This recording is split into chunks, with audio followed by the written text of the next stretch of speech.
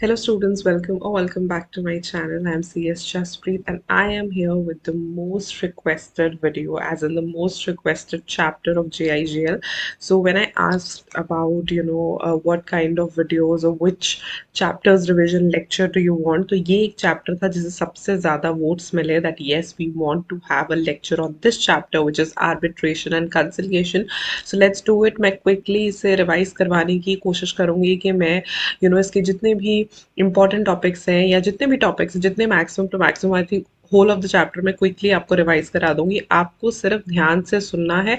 अगर आपके पास study material है तो आप मार्क भी कर सकते हो एंड इस वीडियो को एंड तक देखना। एंड में जाके मैं आपको कुछ ऐसे क्वेश्चंस बताऊंगी जो कि रिपीटेडली आईसीएसआई ने पूछे हैं। नाउ आई डोंट गारंटी कि उसी में से क्वेश्चंस आएंगे, but I have tried to write down all the questions, all the repeated questions that are being asked from ICSI in the past attempt. So कुछ ही क्वेश्चंस हैं, as in questions नहीं है, टॉपिक्स हैं जिसमें से questions जो है वो पूछे जा रहे हैं। So I just want to make sure कि आप वो सारे टॉपिक्स एक बार अच्छे से देख लो। Let's start with the lecture without any further ado, and make sure you hit the subscribe button for motivating me for uploading this lecture, please. So let's start with firstly the important definitions, right? I will give you quickly, मैं इसका मतलब आपको समझा देती हूँ। तो arbitration होता क्या है? आर्बिट्रेशन बेसिकली तब आता है जब डिस्प्यूट अराइज हो जाता है। First of all the basic thing is that कि जब भी डिस्प्यूट होता है इन कॉर्पोरेट वर्ल्ड, उसे रिजॉल्व कराना बहुत ज़रूरी होता है। तो इंस्टेड ऑफ कि लंबी लंबी लड़ाइयों में पड़ा जाए, जैसे कि जब आप एंटर करते हो कॉन्ट्रैक्ट में तभी एक आर्बिट्रेशन का क्लॉज डाल लो, जिसका मतलब है कि आगे चल के अगर डिस्प्यूट होगा तो हम इस आर्बिट्रेटर के पास जाएंगे और ऐसे ऐसे जो अपना सॉर्ट आउट करवा लेंगे। आर्बिट्रेटर इज द पर्सन जो एक्चुअली आर्बिट्रेशन कराता है, जो डिस्प्यूट्स को रिजॉल्व कराने की कोशिश करता है। Arbitral award is basically N interim award. ना अगर आपने जेआईजीएल पढ़ा है, जेआईजीएल के सीपीसी सीआरपीसी के टॉपिक्स पढ़े हैं, तो इंटरिम का मतलब होता है जो इन बिटवीन होता है, राइट, जो फाइनल अवार्ड से पहले आता है। अवार्ड बेसिकली ऑर्डर, राइट, जो फाइनल ऑर्डर से पहले आता है, और जो इंटरिम ऑर्डर होता है या जो इंटरिम अवार्ड होता है वो टेम्पररी होता है। So arbitral award is an interim award and it's an important topic. तो इसके बारे में जितनी भी नॉलेज आपको मिले वो आपको ले लेनी चाहिए। The following features are, so what are the features of arbitral award? सबसे पहले वो रिटन होता है एंड स्टैम्प्ड होता है। सो ऑब्वियसली जो आर्बिट्रेशन अग्रीमेंट है is required to be in writing. Similarly a reference to arbitration and award, जैसे कि हम कहते हैं कि आर्बिट्रेशन अग्रीमेंट भी राइटिंग में होना चाहिए, वैसे ही आर्बिट्रेशन अवार्ड भी राइटिंग में होना चाहिए। दूसरी बात है साइंड होने चाहिए। जो भी मेंबर्स हैं आर्बिट्रल ट्रिब्यूनल में वो अवार्ड को साइन करें, that is a must. However the signature of majority of members is also sufficient. देखो पहली बात तो ये है कि सारे ही साइन करें।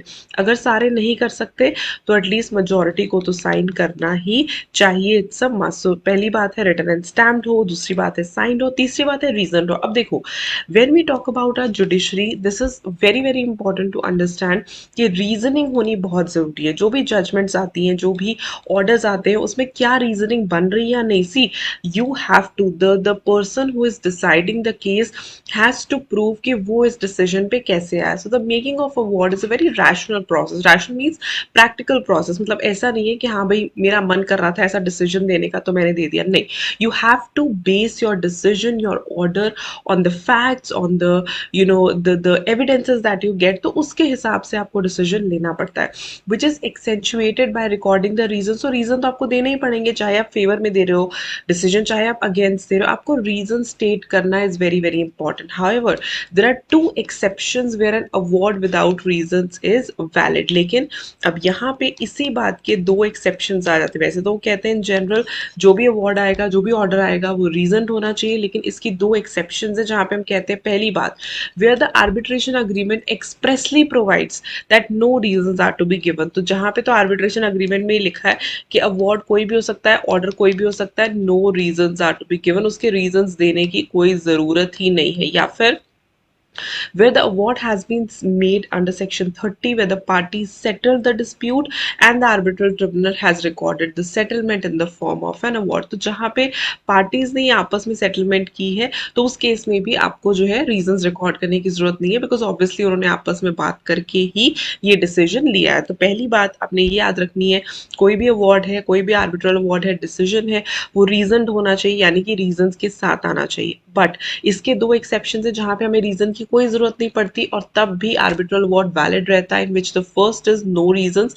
Basically in the arbitral agreement it was written that no reasons are to be given और it is on the basis of settlement. तो जब दोनों पार्टीज आपस में सेटलमेंट करती है, they have their own terms and conditions, वो आपस में एक दूसरे से बात करके डिसाइड करके करती है. So in that case also no reasons is to be stated. अब अवार्ड जो है वो 4 पार्ट्स में डिवाइडेड होता है. General, findings of fact, submissions of parties and conclusions. जो अवार्ड होता है उसके 4 पार्ट्स होते हैं. पहली बात तो जनरल, जो भी जनरल इंट्रोडक्शन है, जनरल बातें हैं वो. Second, findings of the fact, कि फैक्ट की फाइंडिंग्स क्या है. Third, submission of the parties, parties ने क्या सबमिट किया. And lastly the conclusion. तो ये कुछ कीवर्ड्स हैं जो आपने जरूर लर्न करने हैं और जरूर अगर क्वेश्चन आता है तो उसे मेंशन करना है. So I am writing down the keywords. आप भी लिख सकते हो अपनी नोटबुक में या बुक में, या मार्क कर सकते हो सिंपली बुक में, जो भी आपको ठीक लगता है. Then is dated. Please, it is very very important when we talk about legal issues, when we talk about law, date is very very important. So जो भी अवार्ड हो वो डेटेड होना चाहिए. मेंशन ऑफ प्लेस, प्लेस की भी बहुत ज्यादा जरूरत है. क्यों? ताकि अगर आगे चल के कोई डिस्प्यूट होता है उस अग्रीमेंट के ऊपर, उस डिसीजन के ऊपर, तो आपको पता होना चाहिए कि प्लेस ऑफ सुइंग क्या है. राइट, बेसिकली जिसे हम कहते हैं टेरिटोरियल जुरिस्डिक्शन, जो हम स्टार्टिंग में पढ़ते हैं. प्लेस ऑफ आर्बिट्रेशन इसलिए बहुत बहुत जरूरी है. It refers to the jurisdiction of the court of a particular city और स्टेट, जो मैंने बोला ही है. Clarity of value and interest. अब इन जो आपका अवार्ड है उसमें बहुत ही क्लियरली पता होना चाहिए कितना वैल्यू देनी है, कितना इंटरेस्ट देना है. बिकॉज डिस्प्यूट्स जब अराइज होते हैं या तो वहाँ पे सेटलमेंट्स होंगी या फिर आपको किसी तरीके का कंपनसेशन देना पड़ेगा. Cost of arbitration. अब दोनों पार्टीज में से आर्बिट्रेटर का कॉस्ट कौन देगा, दोनों मिलके देंगी या इंडिविजुअली देंगी, वो भी डिसाइड होना पड़ेगा. And then delivery of copies. Once the award is made, a signed copy should be delivered to each party for appropriate action like implementation और recourse. जो भी है ये copies उन्हें deliver करनी पड़ेगी. Arbitral institution वो institutions होती हैं सुप्रीम कोर्ट या हाई कोर्ट डेजिग्नेट करता है. आर्बिट्रल ट्रिब्यूनल वो बेंच को ही कहते हैं, वो पैनल को ही कहते हैं, चाहे वो सोल आर्बिट्रेटर हो चाहे वो पैनल ऑफ आर्बिट्रेटर्स हो. तो जब आपने कंपनी लॉ पढ़ते हो तो आपने देखा है कि कंपनी में अगर डिस्प्यूट होता है तो एनसीएलटी के पास जाते हैं, तो वो एक पूरा ट्रिब्यूनल है. यहाँ पे भी एक आर्बिट्रल ट्रिब्यूनल की हम बात करते हैं, बट दैट इज सिंपली जो भी डिसाइडिंग पर्सन है. अगर एक आर्बिट्रेटर है तो वही सोल आर्बिट्रेटर को हम आर्बिट्रल ट्रिब्यूनल कहेंगे. अगर पूरा पैनल है तो उस पूरे पैनल को हम आर्बिट्रल ट्रिब्यूनल कहेंगे. तो ये चीज आपने याद रखनी है. आर्बिट्रल ट्रिब्यूनल में ऐसा नहीं है कि हमें बहुत ज्यादा तामझाम चाहिए, बहुत सारे लोग होंगे तभी आर्बिट्रल ट्रिब्यूनल बनेगा. अगर एक आर्बिट्रेटर है वो भी आर्बिट्रल ट्रिब्यूनल है, और अगर पैनल है तो वो भी आर्बिट्रल ट्रिब्यूनल है. कोर्ट का मतलब क्या है, अब आगे चल के सारे वर्ड्स क्योंकि यूज होते हैं.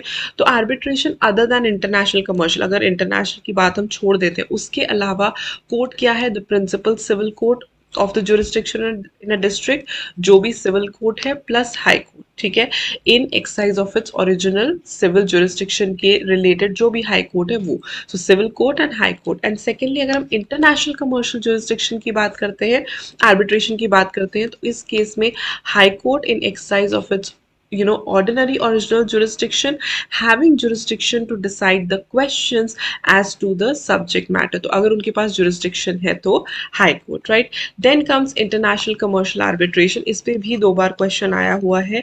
Simply like they ask about the definition. So international commercial arbitration as the name suggests, इसका मतलब है वो dispute जो उन legal relationships में से आते हैं, चाहे वो contractual है चाहे वो contractual नहीं है, जिन्हें हम commercial consider करते हैं, जहाँ पे दोनों में से कोई भी एक पार्टी, राइट, बिकॉज 2 पार्टीज तो होंगी ना, डिस्प्यूट अकेला थोड़ी हो जाएगा अपने साथ. डिस्प्यूट में 2 लोग इन्वॉल्व होते हैं, तो दोनों में से एक पार्टी जो है अगर वो इंडिविजुअल है, right, who is a national और habitually resident in any country other than India, यानी कि वो इंडिया से बाहर रहता है.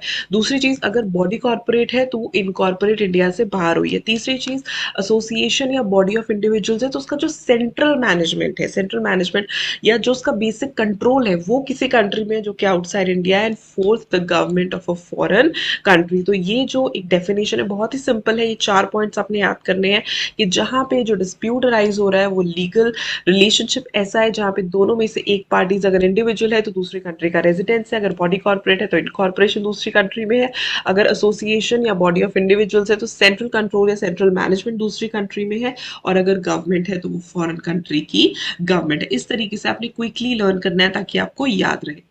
Legal representative, see now what happens for example in case of for state of a deceased person, जो भी लीगली रिप्रेजेंटेटिव पर्सन आता है, जो भी उसका स्टेट देख रहा है, जिसके पास वो चला गया है, वो लीगल रिप्रेजेंटेटिव बन जाता है। Party means a party to the arbitration agreement. Arbitration agreement क्या होता है कि शुरू में एक अग्रीमेंट बना लेना कि आगे चल के अगर कोई डिस्प्यूट होता है तो हम उसे कैसे रिजॉल्व करेंगे। सो जो आर्बिट्रेशन अग्रीमेंट क्या होता है, इट मे बी ना, इट इज नॉट नेसेसरी कि eight the time of beginning वो पूरा अग्रीमेंट बनाया जाए, ठीक है। It is not at all necessary कि पूरा का पूरा अग्रीमेंट जो है वो ड्राफ्ट किया जाए। It could be a possibility कि सिर्फ एक जो जब कॉन्ट्रैक्ट हुआ, जब स्टार्ट हुई, तब आपने सिर्फ एक आर्बिट्रेशन क्लॉज भी अगर डाल दिया है कॉन्ट्रैक्ट में, दैट इज ऑल्सो सफिशिएंट। दूसरी बात है राइटिंग में होना चाहिए। And arbitration agreement is in writing if it is contained, और उसे राइटिंग में कब मानेंगे, अगर वो डॉक्यूमेंट में है, exchange of letters, telex, telegrams में है, या exchange of statements of claim and defence, ये तीनों चीजें ही राइटिंग में कंसिडर की जाती है। अगर ये तीनों में से कोई भी एक चीज है तो वो आर्बिट्रेशन अग्रीमेंट एंड राइटिंग माना जाएगा। The reference in a contract to a document containing an arbitration clause constitutes an arbitration agreement if the contract is in writing and the reference is as to make the arbitration clause part of the contract, या फिर reference में ऐसी document की बात की गई है जिसमें आर्बिट्रेशन क्लॉज है। तो इससे काफी वाइड स्कोप रखा गया, मतलब ऐसा नहीं है कि बहुत ज्यादा उन्होंने लिमिट नहीं किया, लेकिन हम इन सबको आर्बिट्रेशन अग्रीमेंट में काउंट करते हैं। So basically power to refer parties to arbitration, ये पावर किसके पास है, कौन पार्टीज को कह सकता है कि जाओ भाई आर्बिट्रेशन करो, तो जो जुडिशियल अथॉरिटी है वो ये कह सकती है। लेकिन ये कब कहना है, अगर पार्टी, दोनों में से कोई भी पार्टी जो है वो पार्टी और एनी अदर पर्सन क्लेमिंग वो अप्लाई कर दे, राइट, मतलब एप्लीकेशन दे दे, not later than the date of submitting his first statement. जब भी डिस्प्यूट की हियरिंग स्टार्ट हुई तो जब अपना फर्स्ट स्टेटमेंट हुआ उसके साथ अगर वो अप्लाई कर देते हैं कि हमें लड़ाई में नहीं जाना, हमें जो है इसमें आर्बिट्रेशन में जाना है, तो डेफिनेटली कोर्ट जो है उसे रेफर कर सकता है, unless court feels that there it finds a prima facie that no arbitration agreement exist. अगर उसे लगता है कि बिल्कुल ही आर्बिट्रेशन नहीं हो सकती तो फिर कोई बात नहीं है, but other than that court के पास ये पावर है। अगर कोर्ट को लगता है, और ये जो पावर है वो एक्सरसाइज तभी हो सकती है अगर फर्स्ट स्टेटमेंट के ऊपर ही, जब फर्स्ट स्टेटमेंट हुई है तभी वो एप्लीकेशन दे दे, then this power can be exercise. Then interim measures by the court, अब क्या होता है कि every case takes time, तो interim again in between and temporary, court के पास क्या क्या ऑप्शंस होते हैं। First, for appointment of a guardian for a minor और पर्सन ऑफ अनसाउंड माइंड, तो आर्बिट्रल प्रोसीडिंग्स के लिए अगर कोई माइनर इन्वॉल्व है या अगर कोई अनसाउंड माइंड का पर्सन है तो उसके लिए एक गार्डियन अपॉइंट करना या पर्सन अपॉइंट करना इज देयर रिस्पॉन्सिबिलिटी।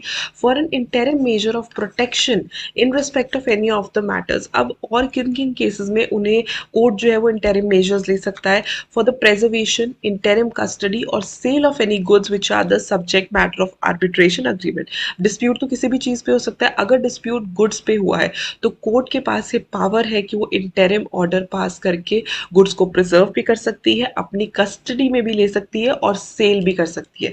प्रिजर्व भी कर सकती है, कस्टडी में भी ले सकती है या सेल भी कर सकती है। Securing the amount in dispute, कोई भी अमाउंट अगर जिसकी डिस्प्यूट है तो वो लेके अपने पास रख सकती है। डिटेंशन, प्रेजर्वेशन और इंस्पेक्शन ऑफ एनी प्रॉपर्टी और thing which is the subject matter, जो भी कोई प्रॉपर्टी है वो सब्जेक्ट मैटर है, उसका डिटेंशन किया जा सकता है, प्रेजर्वेशन की जा सकती है या इंस्पेक्शन की जा सकती है। इंटरिम इंजंक्शन और appointment of a receiver, that is injunction is also like an order, जो इंटरिम ऑर्डर पास किया जाता है वो, या फिर appointment of a receiver and such other interim measure. So basically court जो है इन बिटवीन ये सारे डिसीजंस या ऐसे मेजर्स ले सकता है। नंबर ऑफ आर्बिट्रेटर्स, अब नंबर ऑफ आर्बिट्रेटर्स बिल्कुल फ्री है, parties are free to determine the number of arbitrators, कोई इसमें रोक टोक नहीं है। नेशनैलिटी आर्बिट्रेटर की क्या होनी चाहिए, they say that a person of any nationality, कोई दिक्कत नहीं है, a person of any nationality. Procedure for appointment of arbitrator क्या है, कहते हैं parties are free to agree, parties को जैसे भी ठीक लगता है वो जो भी प्रोसीजर सेट करना चाहती है वो कर सकती है। General procedure for appointment, again each party, अब इसमें बहुत सिंपल चीज है, अगर फॉर एग्जांपल दो पार्टीज है ए एंड बी, तो दोनों अपना एक एक आर्बिट्रेटर अपॉइंट करें और दोनों आर्बिट्रेटर्स मिलके एक थर्ड आर्बिट्रेटर अपॉइंट करें, जिसे हम कहते हैं प्रिजाइडिंग आर्बिट्रेटर, दोबारा सुनो ठीक है, दो पार्टीज होती है, एक पार्टी अपना एक आर्बिट्रेटर अपॉइंट करेगी, एक पार्टी अपना एक आर्बिट्रेटर अपॉइंट करेगी। अब ये दो अपॉइंटेड आर्बिट्रेटर्स हो गए और ये दोनों जन मिलके एक थर्ड आर्बिट्रेटर अपॉइंट करेंगे जिसे हम प्रिजाइडिंग आर्बिट्रेटर भी कहते हैं।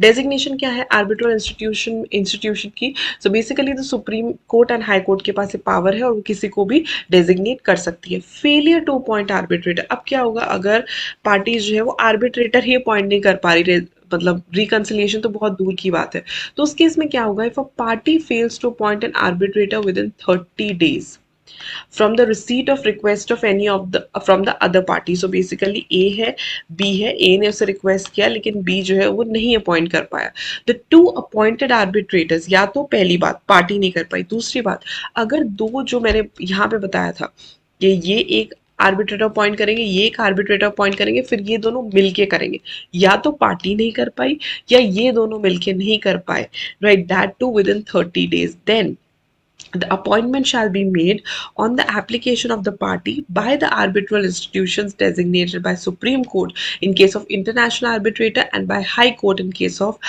arbitrations other than international arbitrations। दो बातें आती हैं यहाँ फेलियर में, पहली बात ये आई कि अगर पार्टी फेल हो गई, दूसरी बात आई कि जो सोल आर्बिट्रेटर्स थे वो फेल हो गए, दोनों ही 30 days में अगर फेल हो गए, अगर वो 30 days में कोई भी अरेंजमेंट नहीं कर पाते, अगर 30 days में वो आर्बिट्रेटर अपॉइंट नहीं कर पाते हैं, तो अगर तो इंटरनेशनल डिस्प्यूट्स है then this power lies with Supreme Court, और अगर अदर देन इंटरनेशनल डिस्प्यूट्स है then it is High Court. ये चीज याद रखना है। Failure to agree on the arbitrate, अब डिसीजन तो हो रहा है, मिल तो रहे, लेकिन कंसेंट नहीं बन पा रही है, क्योंकि देखो the whole point behind arbitration is कि आपने इस तरीके से डील करना है कि कॉन्सेंट बन पाए। अब क्या होता है, an arbitration with the sole arbitrator the parties fail to agree within 30 days, then the appointment shall be made on the application of the party 11(4). क्या था 11(4)? ये वाला, ठीक है। सेम अगेन यहाँ पे भी बिल्कुल सेम होगा कि अगर वो नहीं कर पाते हैं तो अगर तो इंटरनेशनल आर्बिट्रेशन है तो सुप्रीम कोर्ट डिसाइड करेगा, और अगर अदर देन इंटरनेशनल आर्बिट्रेशन है तो फिर हाई कोर्ट जो है वो डिसाइड करेगा।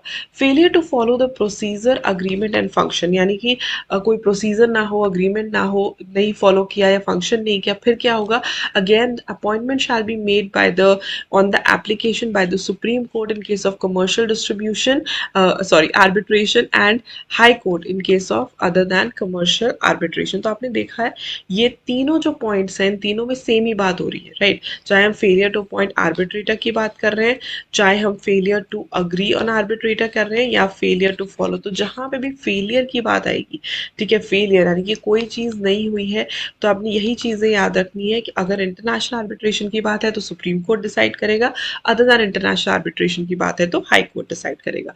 डिस्क्लोजर फ्रॉम द आर्बिट्रेटर, अब ऐसा करो कि आर्बिट्रेटर से भी डिस्क्लोजर ले लो। क्या डिस्क्लोजर्स लेने हैं? सबसे पहली बात, any qualifications required from the arbitrator by the agreement, कोई qualifications जानना चाहते हो वो जान लो, and second, contents of the disclosure and other considerations as are likely to secure the appointment of an independent and impartial arbiter, और जो भी चीज़ें आपको चाहिए, जो भी disclosures आपको चाहिए ताकि आपको ये पता चल जाए कि ये arbitrator independent भी है and impartial, because देखो अगर दो पार्टीज आपस में लड़ रही है, ठीक है, और डिसाइडिंग पावर ऑलरेडी फेवर में बैठी है कि मैं तो इसी के हक में डिसीजन दूंगा, फिर तो केस ही खत्म है, राइट, फिर तो बात ही नहीं है। तो इसीलिए हमें डिसाइडिंग पार्टी ऐसी रखनी है जो कि इंडिपेंडेंट हो, जो कि इम्पार्शियल हो। तो डिस्क्लोजर में दो ही चीजें आती है, पहली बात अगर कोई क्वालिफिकेशंस रिक्वायर्ड है तो वो देख लो, दूसरी बात उन्होंने बोला है अगेन कोई भी ऐसी चीज जो वो सीख करना चाहते हैं टू इंश्योर कि जो आर्बिट्रेटर है वो इंडिपेंडेंट एंड इम्पार्शियल है, वो भी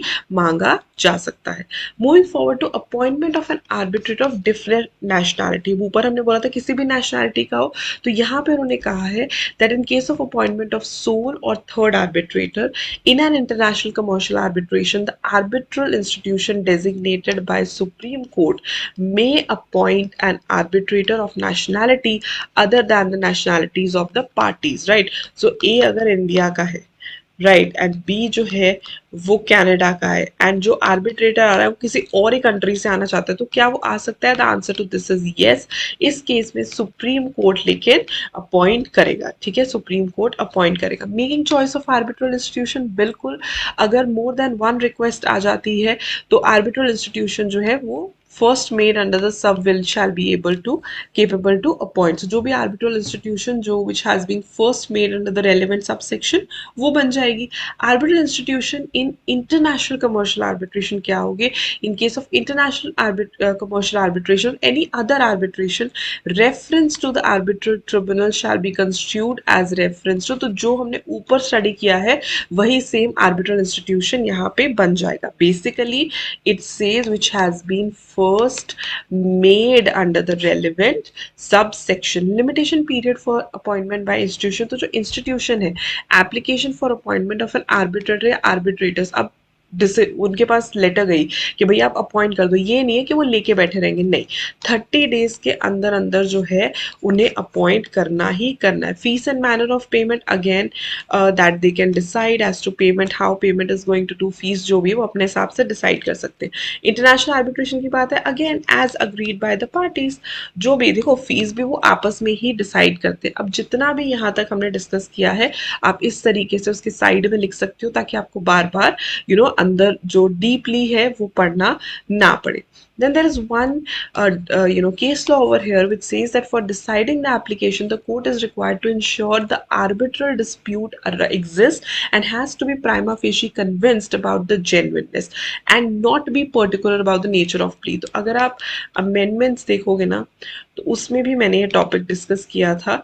I will link JIGL amendments, आप आर्बिट्रेशन चैप्टर की अमेंडमेंट्स भी ज़रूर देख लेना, दे वेरी वेरी इंपॉर्टेंट। उसमें मैंने पूरा वीडियो पोस्ट किया है, वीडियो का लिंक आपको डिस्क्रिप्शन बॉक्स में मैं दे दूंगी, so go please check that video as well जहाँ पे आर्बिट्रेशन की अमेंडमेंट्स आती हैं, बिकॉज उसमें से भी क्वेश्चंस आएंगे। तो ये बेसिकली ये जो केस है कुछ नहीं है, इसमें ये बताया गया है कि कोर्ट की सबसे पहली रिस्पॉन्सिबिलिटी ये है कि वो चेक करे कि आर्बिट्रल डिस्प्यूट था और जो डिस्प्यूट था वो जेन्युइन था, यानी कि डिस्प्यूट जो है वो एग्जिस्ट कर रहा है प्लस जो डिस्प्यूट है वो जेन्युइन है। इतनी चीज काफी है सबसे पहले कोर्ट को जानने के लिए। Then moving ahead to power of central government to amend the fourth schedule, बिल्कुल सेंट्रल गवर्नमेंट के पास पावर है, they are satisfied that it's necessary, they can definitely they can amend it. Grounds for challenge, अब क्या हुआ, they say that provides that when a person is approached in connection with his possible appointment he shall disclose in writing any circumstances। तो क्या क्या चीज़ें disclose कर सकता है, such as the existence either direct or indirect of any past or present relationship with or interest in any of the parties, से सब चीज़ें disclose करनी पड़ेंगी। And secondly which is likely to affect his ability to devote sufficient time in arbitration and his ability to complete the entire arbitration with in 12 months. तो दो बातों का आपने ध्यान रखना है यहाँ पे। पहली बात उसे ये चेक करना है कि कोई ऐसा रिलेशनशिप ना निकल आए कंपनी के पास, चाहे वो डायरेक्ट हो चाहे वो इनडायरेक्ट हो, जिससे उसकी इंडिपेंडेंसी या इम्पार्शियलिटी इफेक्ट हो जाए, तो वो चीज़ नहीं होनी चाहिए। सेकेंडली ये चीज़ चेक करनी है कि वो इतना भी बिजी बंदा नहीं होना चाहिए कि वो आर्बिट्रेशन में ध्यान ही ना दे, तो उसके पास सफिशिएंट टाइम होना चाहिए कि वो आर्बिट्रेशन में ध्यान दे और 12 मंथ्स में जो आर्बिट्रेशन है वो कंप्लीट कर दे, राइट। इसमें एक्सप्लेनेशन आती है, the ground state in the fifth schedule shall guide in determining whether circumstances exist which give rise to justifiable doubts। तो फिफ्थ शेड्यूल में वो सारा कुछ दे रखा है। एक्सप्लेनेशन 2 जो है वो बताता है कि डिस्क्लोजर जो है वो 6 शेड्यूल के हिसाब से करना है। अब जो 12(2) है वो कहता है arbitrator from time of his appointment and throughout the arbitral proceeding shall without delay disclose the parties in writing any, कभी भी ड्यूरिंग द अपॉइंटमेंट उसे लगता है कोई रिलेशनशिप अराइज हो गया या वो टाइम नहीं दे पा रहा है तो उसे डिस्क्लोज करना बहुत ज़रूरी है। एंड सेकेंडली 12(3) कहता है that arbitrator may be challenge only, हम उसे तभी चैलेंज कर सकते हैं अगर तो ऐसे सर्कमस्टांसेस अराइज हुए हैं जिससे डाउट अराइज होता है या फिर he does not possess the qualification. So basically ये नहीं है हम कुछ भी बोल के उसे चैलेंज करने लग जाएंगे। जो ऊपर दो रिक्वायरमेंट्स है, अगर कोई सर्कमस्टांसेस आपको लगते हैं या फिर अगर कोई क्वालिफिकेशन उसके पास पास नहीं है, only on these grounds he can be challenge. तो इस बात का बहुत बहुत आपने ध्यान देना है। चैलेंज प्रोसीजर क्या है, इसके लिए पूरा एक प्रोसीजर सेक्शन 13 में दे रखा है। Basically the arbitral tribunal shall continue the arbitral proceedings and make an arbitral award. But for example challenge हो जाता है, ठीक है, अगर चैलेंज कर भी देती है पार्टी तो भी उससे आर्बिट्रल प्रोसीडिंग्स नहीं रुकेंगी, आर्बिट्रल प्रोसीडिंग्स चलती रहेंगी और आर्बिट्रल अवार्ड जो है वो ग्रांट हो जाएगा। अब क्या हुआ, a party who intends to challenge an arbitrator shall within 15 days of becoming aware of the constitution of the arbitral tribunal send a written statement for the reasons of challenge. The tribunal may decide on challenge unless the arbitrator challenge withdraws from his office or other party, right? So court may decide as whether arbitrator whose challenge is entitled to any fees. तो 15 days के अंदर अंदर जो है intends to challenge तो वो कर सकती है। Failure और impossibility to act as an arbitrator, अब कुछ ऐसा हो जाता है जिसकी वजह से वो act ही नहीं कर सकता as an arbitrator. The mandate of an arbitrator shall terminate and he shall be substitute. तो उसे terminate करो और उसे substitute करो if he becomes de jure और de facto unable to perform his functions. किसी भी रीजन की वजह से अगर वो अपनी ड्यूटी नहीं निभा पा रहा, अनड्यू डिले हो रहा है, तो उस केस में ही should be removed as a arbitrator. And secondly if he withdraws from the office, अगर वो खुद ही विड्रॉ कर लेता है फिर तो कोई बात ही नहीं है। तो ये दो चीजें बहुत बहुत ध्यान से आपने देखनी है, दैट फर्स्टली अगर वो अपने फंक्शंस नहीं अपनी रिस्पॉन्सिबिलिटीज नहीं टेकअप कर पा रहा for any reason, undue delay हो रहा है, या सेकेंडली अगर वो खुद को विड्रॉ कर लेता है फ्रॉम द ऑफिस तो भी फेलियर या इम्पॉसिबिलिटी हो जाएगी। Termination of mandate and substitution of arbitration, तो वो कब होता है, जब उसके मैंडेट को टर्मिनेट यानी कि खत्म कर दिया जाता है और नया आर्बिट्रेटर हम ले आते हैं। अगर इन एडिशन टू 13 और 14 क्या हो सकता है, अगर उसने विड्रॉ किया या by an agreement. Where the mandate of an arbitrator terminates, a substitute arbitrator shall be appointed according to the rule. तो जैसे ही उसका मैंडेट फिनिश हो जाता है, टर्मिनेट हो जाता है, एक सब्स्टिट्यूट आर्बिट्रेटर अपॉइंट करना इज वेरी वेरी इंपॉर्टेंट।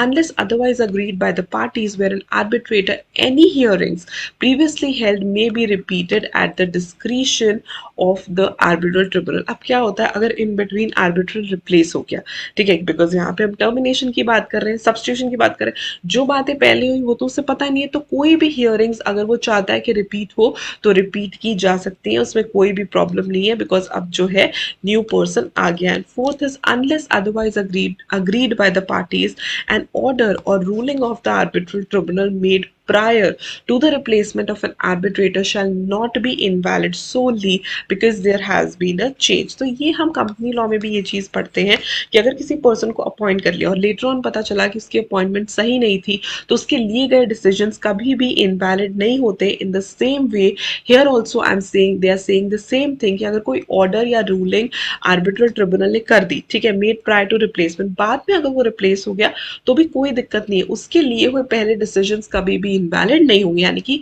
नए पर्सन के आने की वजह से या नए पर्सन अगर कोई आके उसे रिप्लेस करता है तो भी उससे जो है आर्बिट्रल ट्रिब्यूनल को के जो मतलब उससे जो पहले डिसीजंस लिए थे पहले वाले आर्बिट्रेटर ने वो अफेक्ट नहीं होंगे। Competence of arbitral tribunal to rule on its jurisdiction, तो अगर जुरिस्डिक्शन की बात करें तो सिंपली ये भी कॉन्ट्रैक्ट का हिस्सा होता है। Arbitration clause shall be treated as an agreement independent contract, right? And a decision by the arbitral tribunal that the contract is null and void shall not entail exposure the invalidity of the arbitration clause. Again वही बातें repeat हो रही हैं कि जो arbitration clause है वो contract का पार्ट होता है, तो वो एक agreement independent of the other terms of condition होगा। एंड सेकेंडली जो भी डिसीजन अगर बाद में कॉन्ट्रैक्ट नल एंड वॉइड होता है तो भी उसकी कोई भी इनवैलिडिटी नहीं होती अगर पहले कोई डिसीजन लिया गया है। Interim measures ordered bye arbitral tribunal, तो ऊपर हमने पढ़े थे कि कोर्ट क्या इंटरिम मेजर्स ले सकता है, यहाँ पे हम देखेंगे कि आर्बिट्रल ट्रिब्यूनल क्या इंटरिम मेजर्स ले सकता है। सो आर्बिट्रल ट्रिब्यूनल क्या ले सकता है, for appointment of guardian of minor और person for unsound mind, interim measure preservation, securing the amount, detention, interim. Now please go back, now I will not go back, go back and check the one that I told you about court, it is exactly the same. आप क्या कर सकते हो, आप जब वो वाला topic पढ़ोगे ना, when you will read that topic कि क्या interim measures वो ले सकता है, यहीं पे alongside this you can say the same interim measures can be taken by the tribunal as well, बिल्कुल सेम है। तो यहीं पे अगर आप लिख लोगे तो दोनों चीज़ों की आपकी जो है रिविजन हो जाएगी। तो ये चैप्टर आपको लेंदी लग सकता है but technically it's a very repetitive kind of a chapter. बहुत सारी बातें एक पॉइंट के बाद रिपीट रिपीट रिपीट होनी चले स्टार्ट हो जाएंगी।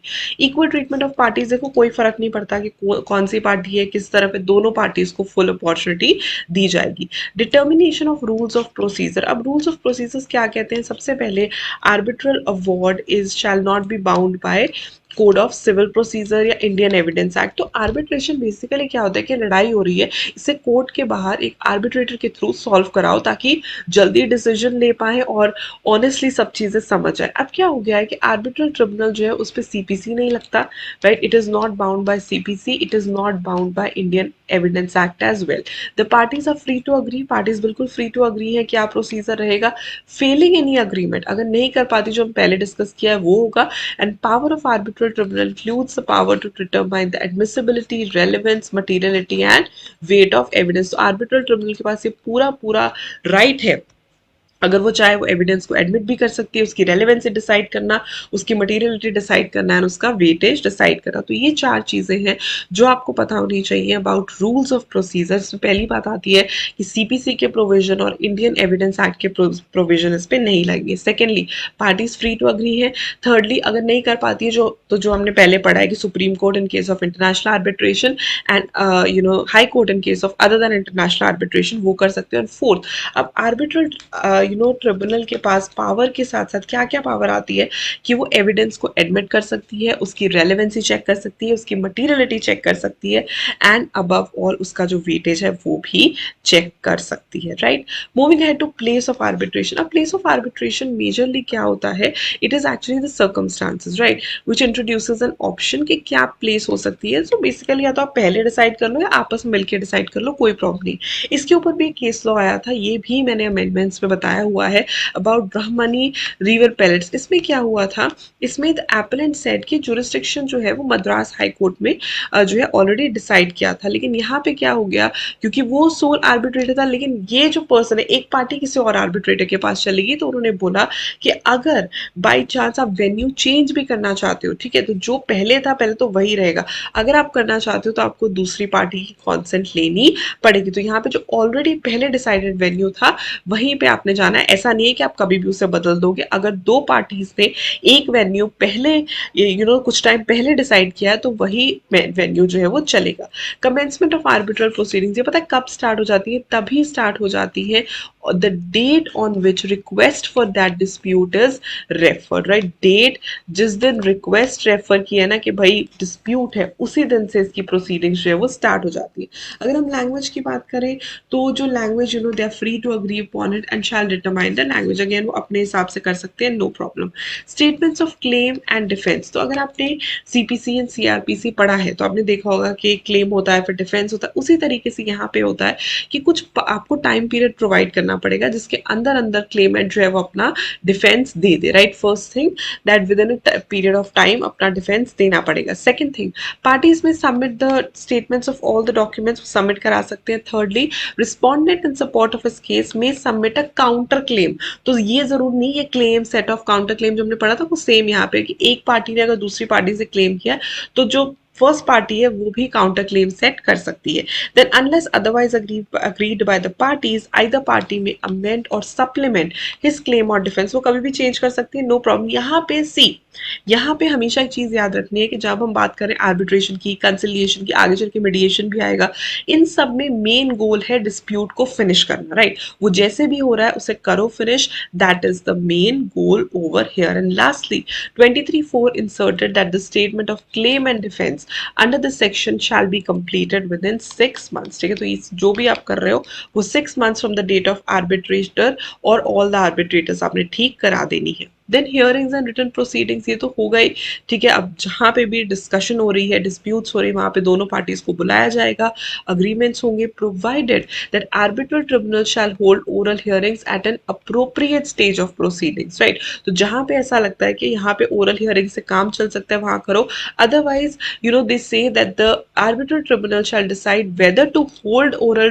hearings or whether the proceeding shall be conducted on the basis of documents and other materials. ये completely arbitrator के ऊपर depend करता है कि क्या oral hearings उसे करनी चाहिए या नहीं करनी चाहिए, simply सब कुछ उसके documents पे based होना चाहिए, provided देखो oral hearing का एक stage होता है, वो decide करो, maybe in the beginning, maybe in the middle, ऐसा नहीं है कि final आप decision ले रहे हो और अब आप oral hearings ले रहे हो, ठीक है. Secondly, provided further that the arbitral tribunal shall as far as possible hold oral hearings for the presentation of evidence or oral argument for day to day basis. जो छोटी छोटी चीजें पूछनी है, जो छोटी छोटी बातें पूछनी है वो, and not grant any adjournment without sufficient cause. बिल्कुल एडजर्नमेंट होता है पोस्टपोन करना, ठीक है, डेट को पोस्टपोन करना, वो बिना मतलब नहीं हो सकती, बिना रीजन के नहीं हो सकती, तो ये चीज याद रखनी है. Then default of a party.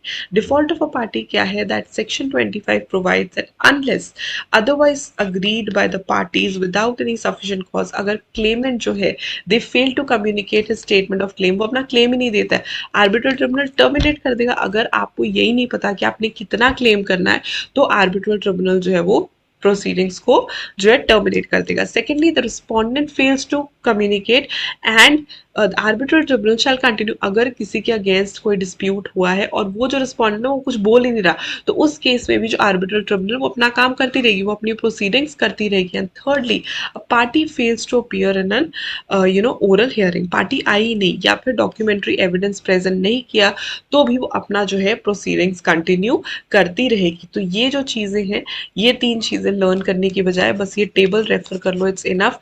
Failure किस चीज में हुआ, claimant fails to communicate, claimant ने कम्युनिकेट नहीं किया तो आर्बिट्रल ट्रिब्यूनल ने टर्मिनेट कर दिया. रिस्पोंडेंट ने कम्युनिकेट नहीं किया तो वो अपना काम करती रहेगी, वो अपना कंटिन्यू करती रहेगी. अगर party fails to appear in the oral hearing या डॉक्यूमेंट्री एविडेंस, तो भी वो अपने प्रोसीडिंग्स के साथ कंटिन्यू करती रहेगी, जिससे कोर्ट्स चलते हैं, right. Expert appointed by arbitral tribunal. कभी कभी डिस्प्यूट्स इतनी सीरियस हो जाती हैं कि दे नीड एन एक्सपर्ट, तो वहाँ पे बिल्कुल अपॉइंट कर सकते हैं one or more expert to report, वो कर सकते हैं, या require a party to give the expert any relevant information. को पार्टी भी कोई उन्हें चाहिए कि वो उससे इन्फॉर्मेशन दे, तो ये दोनों चीज़ें हो सकती हैं. Court assistance and taking evidence. तो कोर्ट एविडेंस कैसे कंसिडर करता है आर्बिट्रेशन के केसेस में. So they say that according to the section 27(1), on the arbitral evidence or a party with approval of the arbitral tribunal may apply to the court for assistance of in taking the evidence. वो कैसे हो सकता है, application में आपने name and address of the parties and arbitrators देना है, general nature of claim देना है, and evidence to be obtained in particular कि name address of any person क्या है, या डिस्क्रिप्शन ऑफ एनी डॉक्यूमेंट क्या है. ये सारी चीज़ें जो है वो एज एन एविडेंस यूज की जा सकती है. बेसिकली एविडेंस क्या है कि आर्बिट्रेटर्स के नेम, प्लेस, एड्रेस होने चाहिए, जनरल नेचर क्या है और क्या आपको रिलीफ चाहिए, रिलीफ एज एन क्या जजमेंट चाहिए, and what is the evidence that can be used. फिर बारी आती है rules applicable to substance of dispute. अब ये जो सब्सटेंस ऑफ डिस्प्यूट है वहाँ आता है, या 28(1) वहाँ आता है अगर डिस्प्यूट इंडिया में हुआ, ठीक है. So in an arbitration other than an international arbitration, arbitral tribunal shall decide the dispute submitted with the substance law. तो किस लॉ से रिलेटेड है, किस लॉ के अकॉर्डिंग उन्होंने डिसीजन दिया, वो सारी चीजें बतानी इज वेरी वेरी इंपॉर्टेंट, किस लॉ के अकॉर्डिंग उन्होंने डिसीजन लिया है. ऑन द अदर हैंड, अगर हम इंटरनेशनल कमर्शियल आर्बिट्रेशन की बात करें, तो इन केसेस में the arbitral tribunal shall decide the dispute in accordance with the rules of law as applicable to the parties, right? First, any designation by the parties of the law or legal system shall be construed unless otherwise expressed. तो वो चीज़ें ज़रूर देखनी है. Thirdly, failing any designation, जो ऊपर part B में है, the arbitral tribunal may apply the rules which may take given all the circumstances surrounding the dispute. तो ये कुछ चीज़ें हैं कि dispute अगर होती है तो वहाँ पे जो प्रोसीजर्स हैं वो भी एप्लीकेबल होंगे. ऐसा नहीं है कि यहाँ पे डिस्प्यूट हुआ है तो लॉज एप्लीकेबल नहीं होंगे, डेफिनेटली लॉ के हिसाब से ही डिसीजन लिया जाएगा. Then decision making by the panel of arbitrators. Panel of arbitrators बैठती हैं, डॉक्यूमेंट्स देखती हैं, सारे सबको सुनती हैं, उसके बाद डिसीजन लेती है. तो अगर तो सोल आर्बिट्रेटर फिर तो कोई प्रॉब्लम नहीं है. अगर मोर देन वन है, अगर मोर देन वन है तो आपने majority कंसिडर करनी है, तो आपने majority कंसिडर करनी है। अब बारी आती है time limit of arbitral award. अब ऐसा नहीं है कि भैया आप लेके बैठे रहोगे, फिर तो कोई फर्क ही नहीं हुआ बिटवीन कोर्ट एंड आर्बिट्रल, फिर तो कोई फर्क ही नहीं हुआ between court and arbitral tribunal. तो बहुत इंपॉर्टेंट है टाइम लिमिट डिसाइड करना कि इतनी देर में अपना जो आर्बिट्रल अवार्ड है वो आपने देना ही देना है। तो क्या है 29(1)(a) एंड 29(b)। 29(a) कहता है the award shall be made within a period of 12 months from the completion of date of pleadings. और 29(b) कहता है parties to an arbitration agreement may at any stage either before और at the time of appointment agree in writing. हाँ, अब क्या होता है कि किसी भी टाइम पे अगर वो बोले कि हमें फास्ट ट्रैक प्रोसीजर्स चाहिए, तो फास्ट ट्रैक प्रोसीजर्स जो है वो 6 मंथ्स में हो जाने चाहिए। बस इस चीज़ का आपने ध्यान रखना है। And this fast track can be either before और at the time of arbitration, या तो at the time of appointment of arbitral tribunal. ठीक है, तो पहली चीज़ है अगर हम नॉर्मल बात करें तो 12 मंथ्स है, राइट। अगर हम नॉर्मल बात करें कि कितनी देर में आर्बिट्रल अवार्ड दे देना चाहिए, तो दैट इज 12 मंथ्स। लेकिन अगर पार्टी को लगता है कि नहीं हमें जल्दी फास्ट ट्रैक प्रोसीजर करवाना है, तो it is 6 months. 12 months 6 months, 12 months 6 months, ये याद रखना है। फिर फास्ट ट्रैक प्रोसीजर एक्चुअली होता क्या है? Fast track as a name suggest quickly होना चाहिए, ठीक है, इन राइटिंग, और जल्दी जल्दी उसे सॉल्व कर दे। तो क्या क्या मेन इसके हाईलाइट्स हैं? First, written pleadings without oral hearings. तो यहाँ पे क्या होता है, बिकॉज फास्ट ट्रैक है, इतना टाइम नहीं है कि हम इलेबोरेटली से डिस्कस कर पाए, तो जो भी आर्बिट्रल ट्रिब्यूनल डिसाइड करेगा वो रिटन प्लीडिंग्स पे, डॉक्यूमेंट्स पे या सबमिशंस पे डिसाइड करेगा, ना कि ओरल हियरिंग्स पे करेगा। Secondly, further classification. हाँ, अगर उसे फर्दर क्लासिफिकेशन के लिए इन्फॉर्मेशन चाहिए तो वो हमेशा मांग सकता है, और उसे वो इन्फॉर्मेशन पार्टीज को प्रोवाइड करनी पड़ेगी। Oral hearing on request. हाँ, अगर पार्टीज रिक्वेस्ट करेंगे भाई इनकी ओरल हियरिंग करवा लो, तो फिर जो अथॉरिटी है वो करवा सकती है। And procedural discretion, again arbitral tribunal may dispense with any technical formalities if an oral hearing is held and adopt such procedures। अगर वो चाहे तो किसी भी हिसाब से जो है केस को फिनिश करने के लिए जो भी प्रोसीजर्स लेने हैं वो ले सकती है। तो 4 things are there, written pleadings without oral hearings, quickly करने के लिए रिटन हियरिंग्स पे ही या written I would say documents पे ही भरोसा किया जाता है। फर्दर क्लैरिफिकेशन, अगर ज़्यादा इन्फॉर्मेशन चाहिए तो आप मांग सकते हो। ओरल हियरिंग ऑन रिक्वेस्ट, अगर हाँ अगर रिक्वेस्ट करता है, पार्टीज रिक्वेस्ट करती है कि ओरल हियरिंग होनी चाहिए, तो हो सकती है। And procedural discretion, again they are up to themselves. Arbitral tribunal अपने हिसाब से डिस्पेंस कर सकती है, अपनी responsibility according to the procedures, right. Moving forward to the next topic which is settlement. Settlement क्या होता है? सेटलमेंट इज बेसिकली जहाँ पे पार्टीज आपस में बात करती हैं, अग्री करती हैं और डिसाइड कर लेते हैं कि हमने कहाँ पे सेटलमेंट करनी है, कि एक एंड टू द डिस्प्यूट क्या होना चाहिए। और सेटलमेंट में मीडिएशन भी आती है, कंसिलिएशन भी आती है। बेसिकली बात को खत्म करना सेटलमेंट होता है, कि दोनों पार्टीज अपनी अपनी टर्म्स एंड कंडीशंस रख देती हैं और बात को खत्म करती हैं, that is called settlement.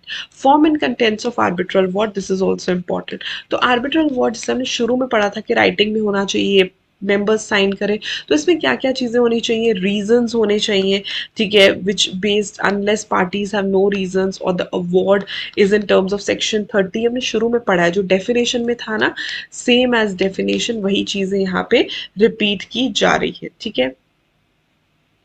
Section 31(7) क्या कहता है? Unless otherwise agreed by the parties, where in so far arbitral award is for the payment of money, majorly compensations होती है, majorly money होती है, sum directed unless the award direct shall carry the interest of 2% higher than the current interest। जो भी current interest है उसके साथ 2% का add up करके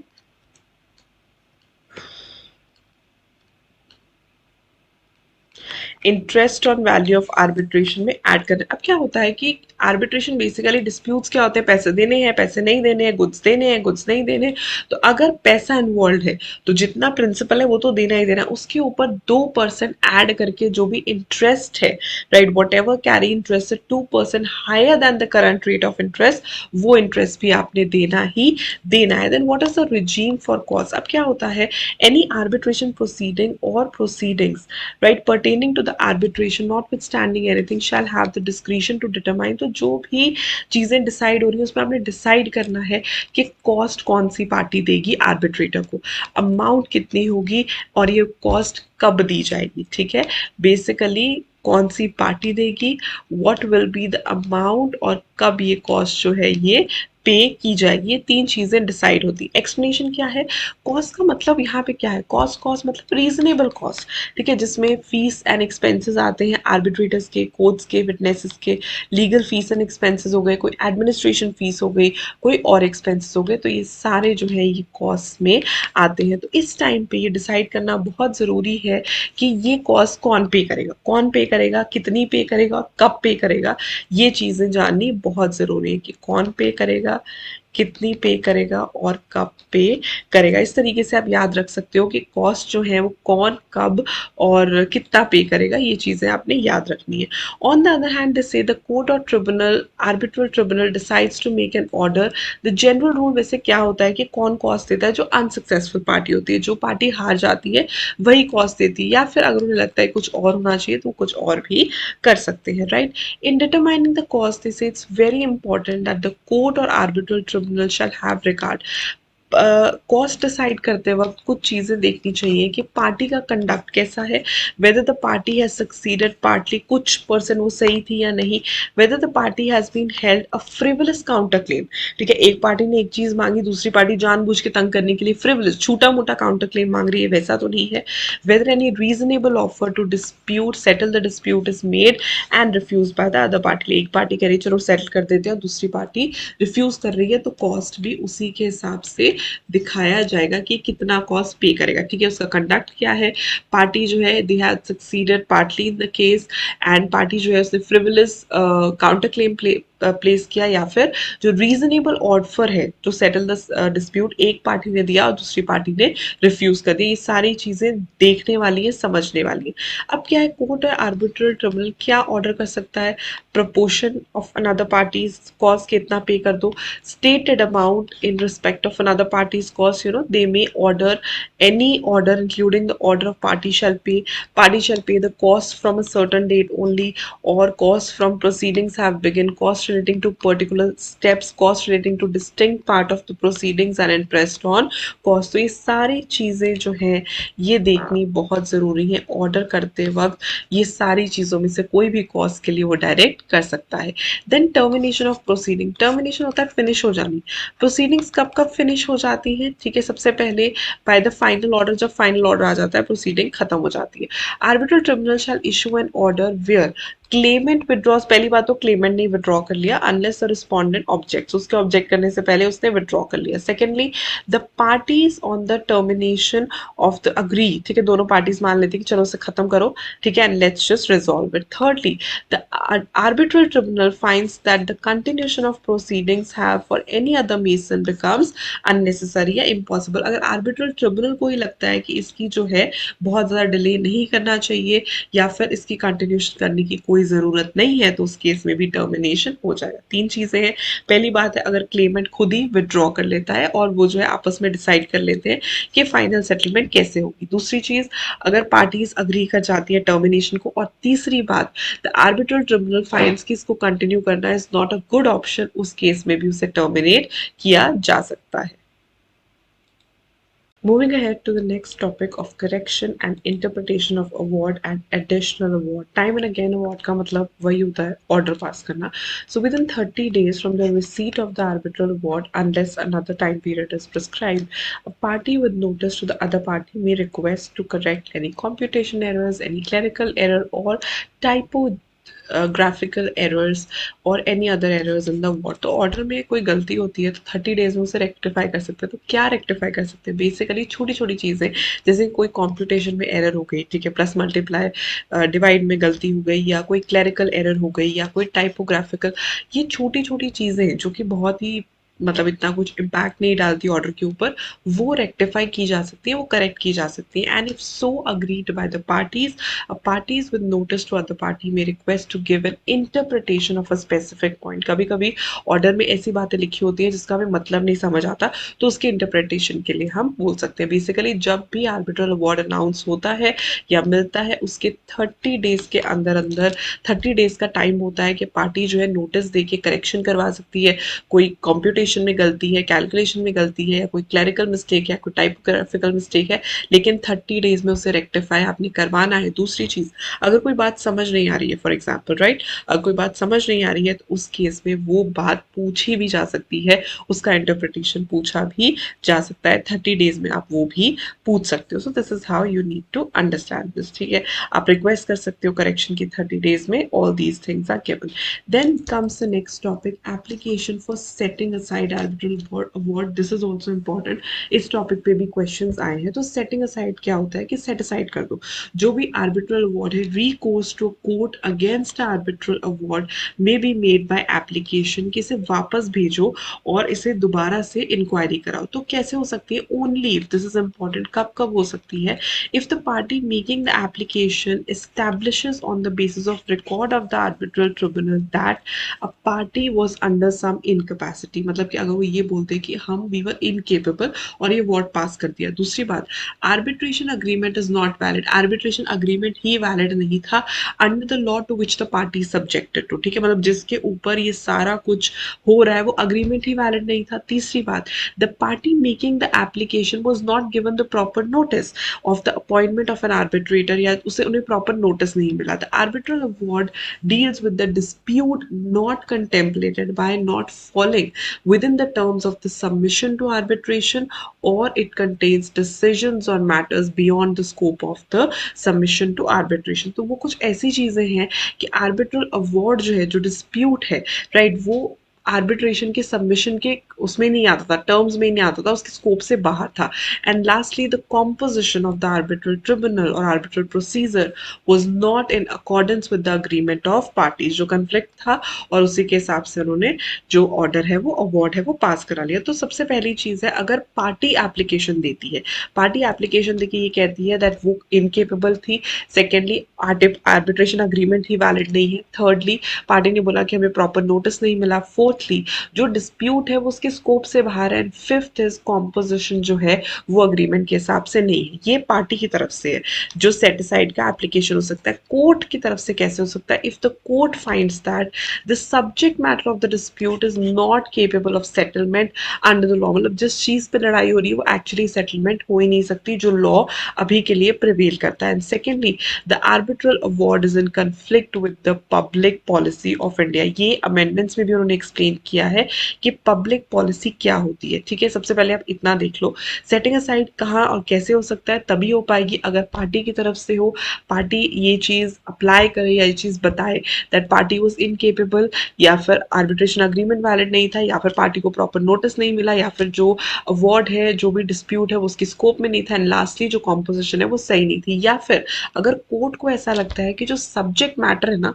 लड़ाई का जो डिस्प्यूट का सब्जेक्ट मैटर है उसकी सेटलमेंट नहीं हो सकती, या फिर आर्बिट्रल बोर्ड जो है वो पब्लिक पॉलिसी ऑफ इंडिया के कन्फ्लिक्ट से। So public policy of India एक बहुत ही ऐसा स्टेटमेंट है जिसे समझाना बहुत जरूरी है, अदरवाइज ये किसी भी डायरेक्शन में जा सकता है। तो पब्लिक पॉलिसी ऑफ इंडिया क्या हो सकती है? Only if the making of the award was induced और अफेक्टेड बाय फ्रॉड और करप्शन और वायलेशन ऑफ सेक्शन 7581, इनमें से कोई चीज है तो पब्लिक पॉलिसी इफेक्ट हो रही है, फ्रॉड हो रहा है, करप्शन हो रहा है, राइट।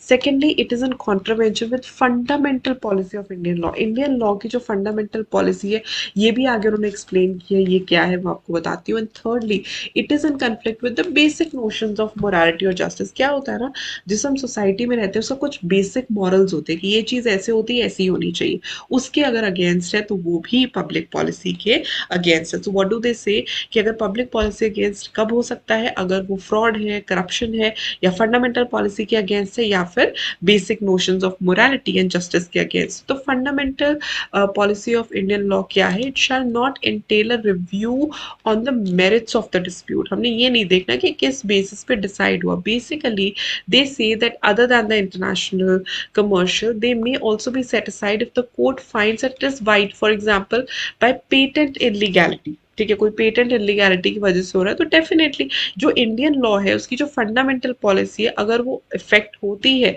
तो उस केस में डेफिनेटली सेट असाइड हो सकता है, provided that an award shell not B set aside merely on the ground of an erroneous application of the law or by reappreciation of evidence। लेकिन कहाँ पे दोबारा से जो है erroneous application नहीं आ सकती अगर वो लॉ के हिसाब से है या reappreciation of evidence के हिसाब से है। So it provides that an application for setting aside may not be made after 3 months have elapsed। So 3 months के अंदर अंदर जो setting aside की आपने एप्लीकेशन है वो डाल देनी है 3 मंथ्स के अंदर अंदर, right. This is important. Then comes finality of arbitration arbitral award with enforcement. अब ये चीज़ें हम आईपीसी सीपीसी में भी पढ़ते हैं कि फाइनल एंड बाइंडिंग होती है पार्टीज पे एंड पर्सनस क्लेमिंग देम, तो उनके ऊपर फाइनल भी रहेगी एंड बाइंडिंग। ये तो सिंपल चीज़ है कि जिसके फेवर में डिसीजन देना जा रहा है। एनफोर्समेंट क्या होती है?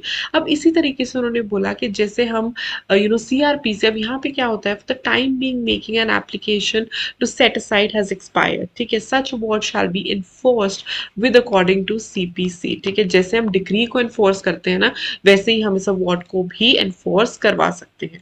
अपीलेबल ऑर्डर्स कौन से? अब ये भी इंपॉर्टेंट बात है जानने की कि कौन से ऐसे ऑर्डर्स हैं जो हम फर्दर अपील कर सकते हैं। They say that the court is authorised by law to hear the appeals from the original decrees of the court passing the order, granting or refusing to grant any measure under section 9, ये appeal किया जा सकता है। Secondly setting aside और refusing, तो ये दोनों जो हैं ये अपीलेबल orders है। Further, 37(2) provides that appeal shall also lie to the court from an order of arbitral tribunal। of course वहां पे भी की जा सकती है अगर accepting the plea or granting or refusing to grant the interim measure, तो दोनों तरफ से है, ठीक है। refusing to refer to the parties to arbitration, अगर ये refusal के reasons है, या फिर अगर from the order of arbitral ये है कि अगर refusal होता है, अगर parties को मना किया जाता है तो भी अपील की जा सकती है। अगर arbitral ट्रिब्यूनल के ऑर्डर के अगेंस्ट अपील करनी है वो भी हो सकती है। तो ये दोनों केसेस में अपील जो है वो प्रोवाइडेड है। बारी आती है डिपॉजिट की, जहां पे मनी इन्वॉल्व होती है ना, वहां पे क्या करता है आर्बिट्रल ट्रिब्यूनल, कभी कभी कहता है कि आप डिपॉजिट कर दो, ठीक है, या सप्लीमेंट्री डिपॉजिट कर दो या इन एडवांस डिपॉजिट कर दो, जितना भी मनी आपने एंड में देना है मैं अपने पास सेपरेटली रख लूंगा, ठीक है। This is a very good thing, ताकि आगे चल के कोई दिक्कत ना है या कोई किसी का नुकसान ना हो, तो वो पहले ही डिपॉजिट ले सकते हैं। Lien on arbitral awards and deposits as to cost. अब क्या होता है कि any provision on the contrary the arbitration agreement, arbitral tribunal, they have a lien on arbitral award for any unpaid costs of the arbitration। तो award के ऊपर उनका एक राइट एस्टैब्लिश हो जाता है फॉर एनी अनपेड कॉस्ट। अगर आप वो नहीं दोगे तो वो वहां पे राइट जो है वो एस्टैब्लिश कर सकती है on the arbitral award.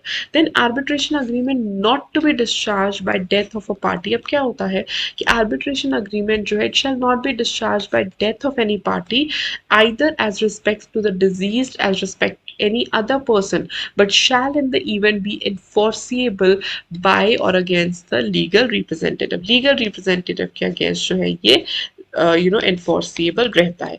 Provisions in case of insolvency, अगर इंसॉल्वेंसी हो जाए तो क्या हो, अगर पार्टी इंसॉल्वेंट हो गई है तो वो रिसीवर को दे सकती है। देखो यहाँ तक आते आते आपको काफी चीजें पता चल गई होंगी कि माइनर के केस में हमने क्या करना है, वैसे ही इंसॉल्वेंसी के केस में हम कहते हैं अपॉइंटमेंट ऑफ रिसीवर, तो उसके अगेंस्ट तो नहीं, लेकिन अपॉइंटमेंट ऑफ रिसीवर के अगेंस्ट हम ये चीजें कर सकते हैं, जिसमें ऑफिशियल साइनिंग भी इंक्लूडेड है। जुरिस्डिक्शन की बात करें तो जुरिस्डिक्शन तो वही है that we are in respect of arbitration agreement, जहां पे साइन हुआ वैसे तो जुरिस्डिक्शन वही बनती है, and that court alone has the jurisdiction for the arbitral proceedings, जहां पे भी आर्बिट्रल अग्रीमेंट आपने साइन किया था।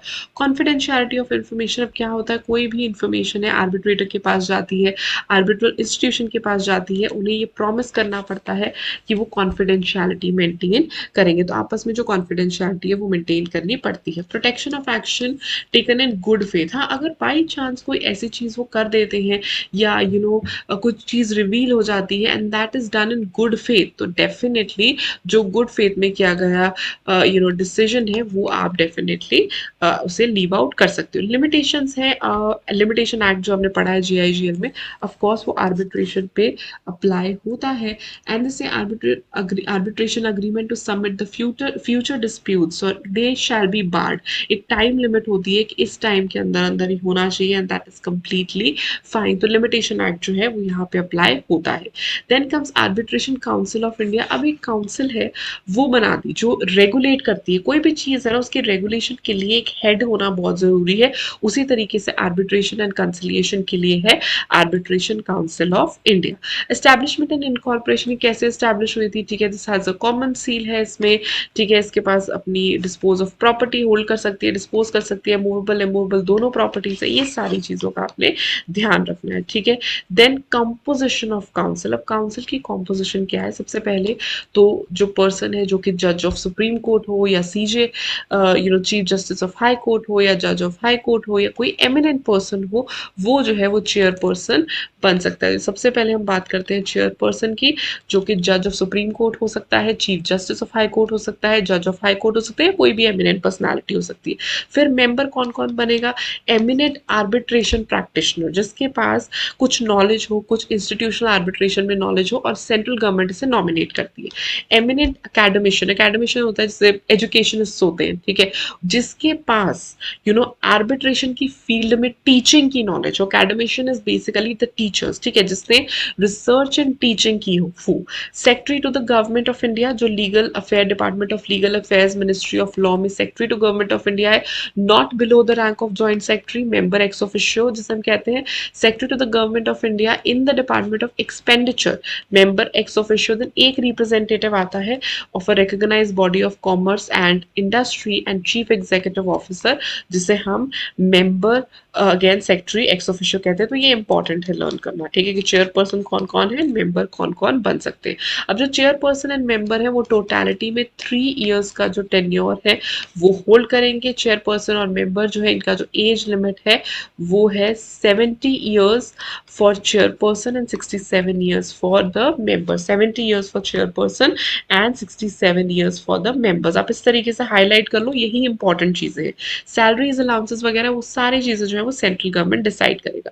इसकी ड्यूटीज या फंक्शंस क्या है, अब आपको काफी हद तक तो मैंने बता दिया कि इट डील्स विद आर्बिट्रेशन, तो फिर भी इसकी ड्यूटीज या इसके जो डिस्चार्जेस हैं या फंक्शंस हैं वो क्या क्या होंगे, framing policies, recognising professional institutes, reviewing the grading, holding training workshops, लोगों को बताना इसके बारे में, frame review and update norms to ensure satisfactory level of arbitration conciliation, act as forum of exchange of views and techniques, make recommendations to central government, promote institutional arbitration, conduct examination, establish and maintain depository, make recommendations, such are the functions basically। इसमें से आप 4 to 5 learn कर लो, more than enough है। Basically आप देखोगे कोई भी authority होती है वो कहाँ से स्टार्ट होती है, पॉलिसी बनाना, ठीक है, एग्जाम ले लो, वर्कशॉप करा लो, ट्रेनिंग करा लो, ठीक है, रिव्यू करते रहो नॉर्म्स, ऐसे ही 4 to 5 इजी आप लर्न कर सकते हो। Then vacancies not to invalidate proceedings of council, जो भी वैकेंसीज हैं, ठीक है, no act or proceeding shall be invalidate merely by reason of any vacancy or defect, any defect in the appointment, any irregularity in the procedure। तो ये going back to the company law basics, company law में भी हम ये चीज पढ़ते हैं ना कि अगर डायरेक्टर ने फॉर एग्जाम्पल बाद में अप्रूवल चाहिए था लेकिन ड्यूरिंग दैट पीरियड डायरेक्टर ने कोई डिसीजन दे लिया तो वो डिसीजन कभी भी इनवैलिड नहीं होते। इन द सेम वे यहाँ पे भी वो यही कह रहे हैं कि जो वैकेंसी है अगर बाद में पता चलता है कि वो इसकी वैकेंसी हो जाए, उसका डिफेक्ट हो जाए, या उसकी अपॉइंटमेंट में गड़बड़ी थी, या उसके प्रोसीजर में इरेगुलरिटी, ये सारी चीजें जो ऑलरेडी लिए हुए डिसीजंस हैं, जो ऑलरेडी ली हुई प्रोसीडिंग्स हैं, उन्हें कभी भी इनवैलिडेट नहीं करते। ये सिंपल सी बात आप समझ जाओ। Then resignation of members, definitely चाहे वो फुल टाइम है चाहे वो पार्ट टाइम है, वो इन राइटिंग दे के address to the central government resign कर सकता है, provided the chairperson or the full-time member, unless he is permitted by the central government to relinquish his office sooner, continue to hold the office up to 3 months, जिसे हम like notice period कहते हैं, क्योंकि अगला person ढूंढने में हमें time लगता है। नोटिस पीरियड होता क्या है, ठीक है, until and unless अगर सेंट्रल गवर्नमेंट के पास कोई न्यू पर्सन रेडी है फिर तो वो उसी वक्त करेगा जाओ bye tata, right. But in case उनके पास कोई पर्सन रेडी नहीं है और अचानक से होता है तो डेफिनेटली उन्हें 3 मंथ्स, चेयरपर्सन एंड मेंबर को 3 मंथ्स का टाइम जो है वो सर्व करना पड़ेगा। रिमूवल ऑफ मेंबर, अब देखो जहां रेजिग्नेशन है वहां रिमूवल भी है। सेंट्रल गवर्नमेंट जो है इस मेंबर को रिमूव कर सकती है ऑफिस से अगर he is an undischarged insolvent, engaged at any time during his office in any paid employment, has been convicted of any offense that involves moral turpitude, has acquired such financial or other interests in the company, has so abused his position यानी कि अपनी position का फायदा उठाया है, and has become physically or mentally incapable। तो ये सारे रीजंस है जहां पे मेंबर को रिमूव भी किया जा सकता है। Undischarged insolvent, engaged in any part-time job, any other paid employment, convicted of an offense, acquired such financial or other interest, abused his position, and or he has become physically and mentally incapable। इन सारे times पे appointment of experts, बिल्कुल हमने पहले ही बोला था कि experts जो है वो अपॉइंट किए जा सकते हैं, कमेटीज बनाई जा सकती है। जनरल नॉर्म्स जो है वो ग्रेडिंग के हैं। सो आर्बिट्रल इंस्टीट्यूशंस को on the basis of criteria general norms जो है वो फॉलो करने पड़ते हैं, यानी कि क्या क्वालिटी या क्या कैलिबर होना चाहिए आर्बिट्रेटर्स का, क्या परफॉर्मेंस कंप्लायंस होनी चाहिए टाइम लिमिट्स की, ये सारी चीजें।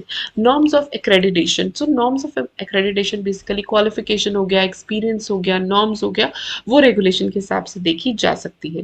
Then comes general norms applicable to arbitrator. तो नॉर्मली क्या नॉर्म्स एप्लीकेबल होंगी जनरली, कि he should be a person of general reputation of fairness, integrity, capable to apply objectively, impartial and neutral होना चाहिए। he should not involve in any legal proceedings and avoid any potential conflict, because अगर arbitrator लड़ने लग जाएगा तो resolve कौन करवाएगा, right? He has to resolve। the arbitrator should not have been convicted या offense नहीं होना चाहिए।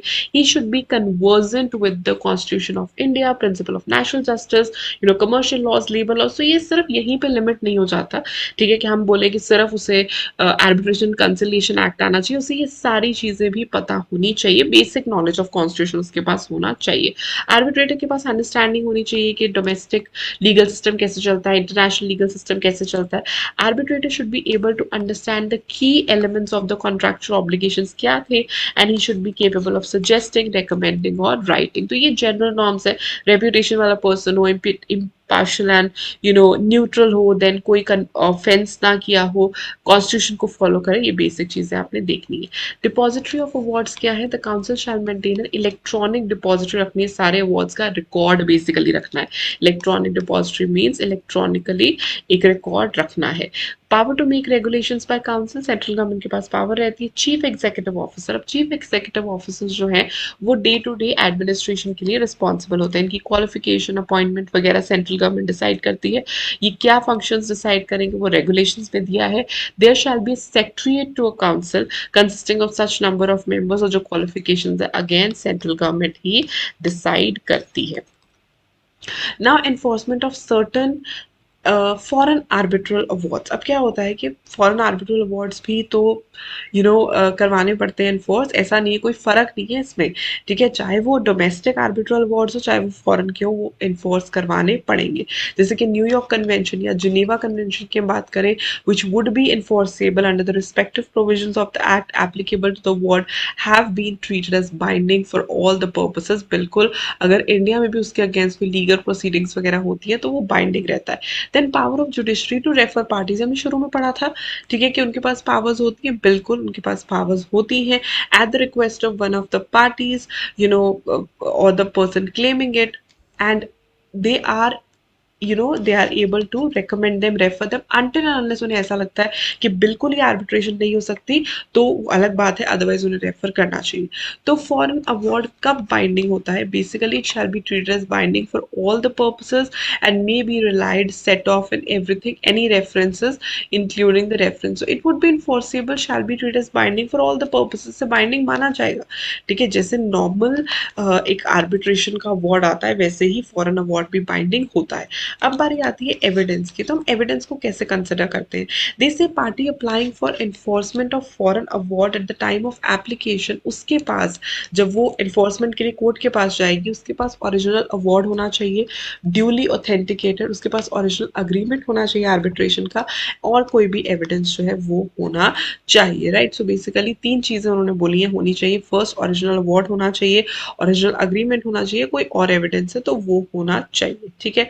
Conditions for enforcement of foreign awards, क्या कंडीशंस है इसमें? They say the parties to the agreement under the some capacity is not valid under the law to which, now they say कि क्या हम उसे इन्वोक कर सकते हैं, ठीक है, against whom the award is invoked may use one or more of the following grounds, ठीक है, एनफोर्समेंट के लिए क्या किया जा सकता है कि पार्टी जो है अंडर सम इनकैपेसिटी है या जो अग्रीमेंट है वो इनवैलिड है अपने आप को बचाने के लिए, ठीक है। Secondly, party against whom the award is invoked was not given the proper notice, नहीं उससे मिला, या award deals with a difference not contemplated by or not failing within the terms of submission, तो जो भी डिफरेंस है वो proper नहीं है। The composition of the arbitral authority or arbitral procedure was not accordance with the agreement. The award has not yet become binding. The subject matter of difference is not capable of settlement, and the enforcement of award is against the public policy. अभी हम पढ़ के आए हैं जिसमें fraud या corruption है, या जो against fundamental policy या basic notions, fundamental policy भी हम अभी पढ़ के आए। तो यही सारी चीजें basically, again I always say students की ये जो चैप्टर्स है ना, इसमें ज्यादा रेपिटेशन है, ठीक है, एक ही बात को बार बार बोला गया, अदरवाइज कुछ डिफरेंस नहीं है इसमें। मूविंग अहेड टू इन्फोर्समेंट, बिल्कुल सेम है, जैसे it is executable as a degree of a court, जैसे बिल्कुल वैसे ही है। अपीलेबल अवार्ड्स कौन कौन से हैं इसमें? If they are refusing to refer the parties to arbitration या enforce a foreign award. Foreign case में दोनों चीजें, पहली बात अगर वो रेफर नहीं कर रही है, दूसरी बात अगर वो एनफोर्स नहीं कर रही है। जुडिशल के पास पावर है, बिल्कुल पावर है, अगेन वही चीज है।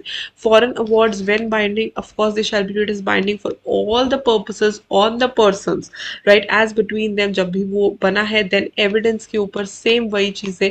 अगर फॉरेन अवार्ड की हम बात करते हैं तो उसके साथ साथ क्या चीजें आनी चाहिए?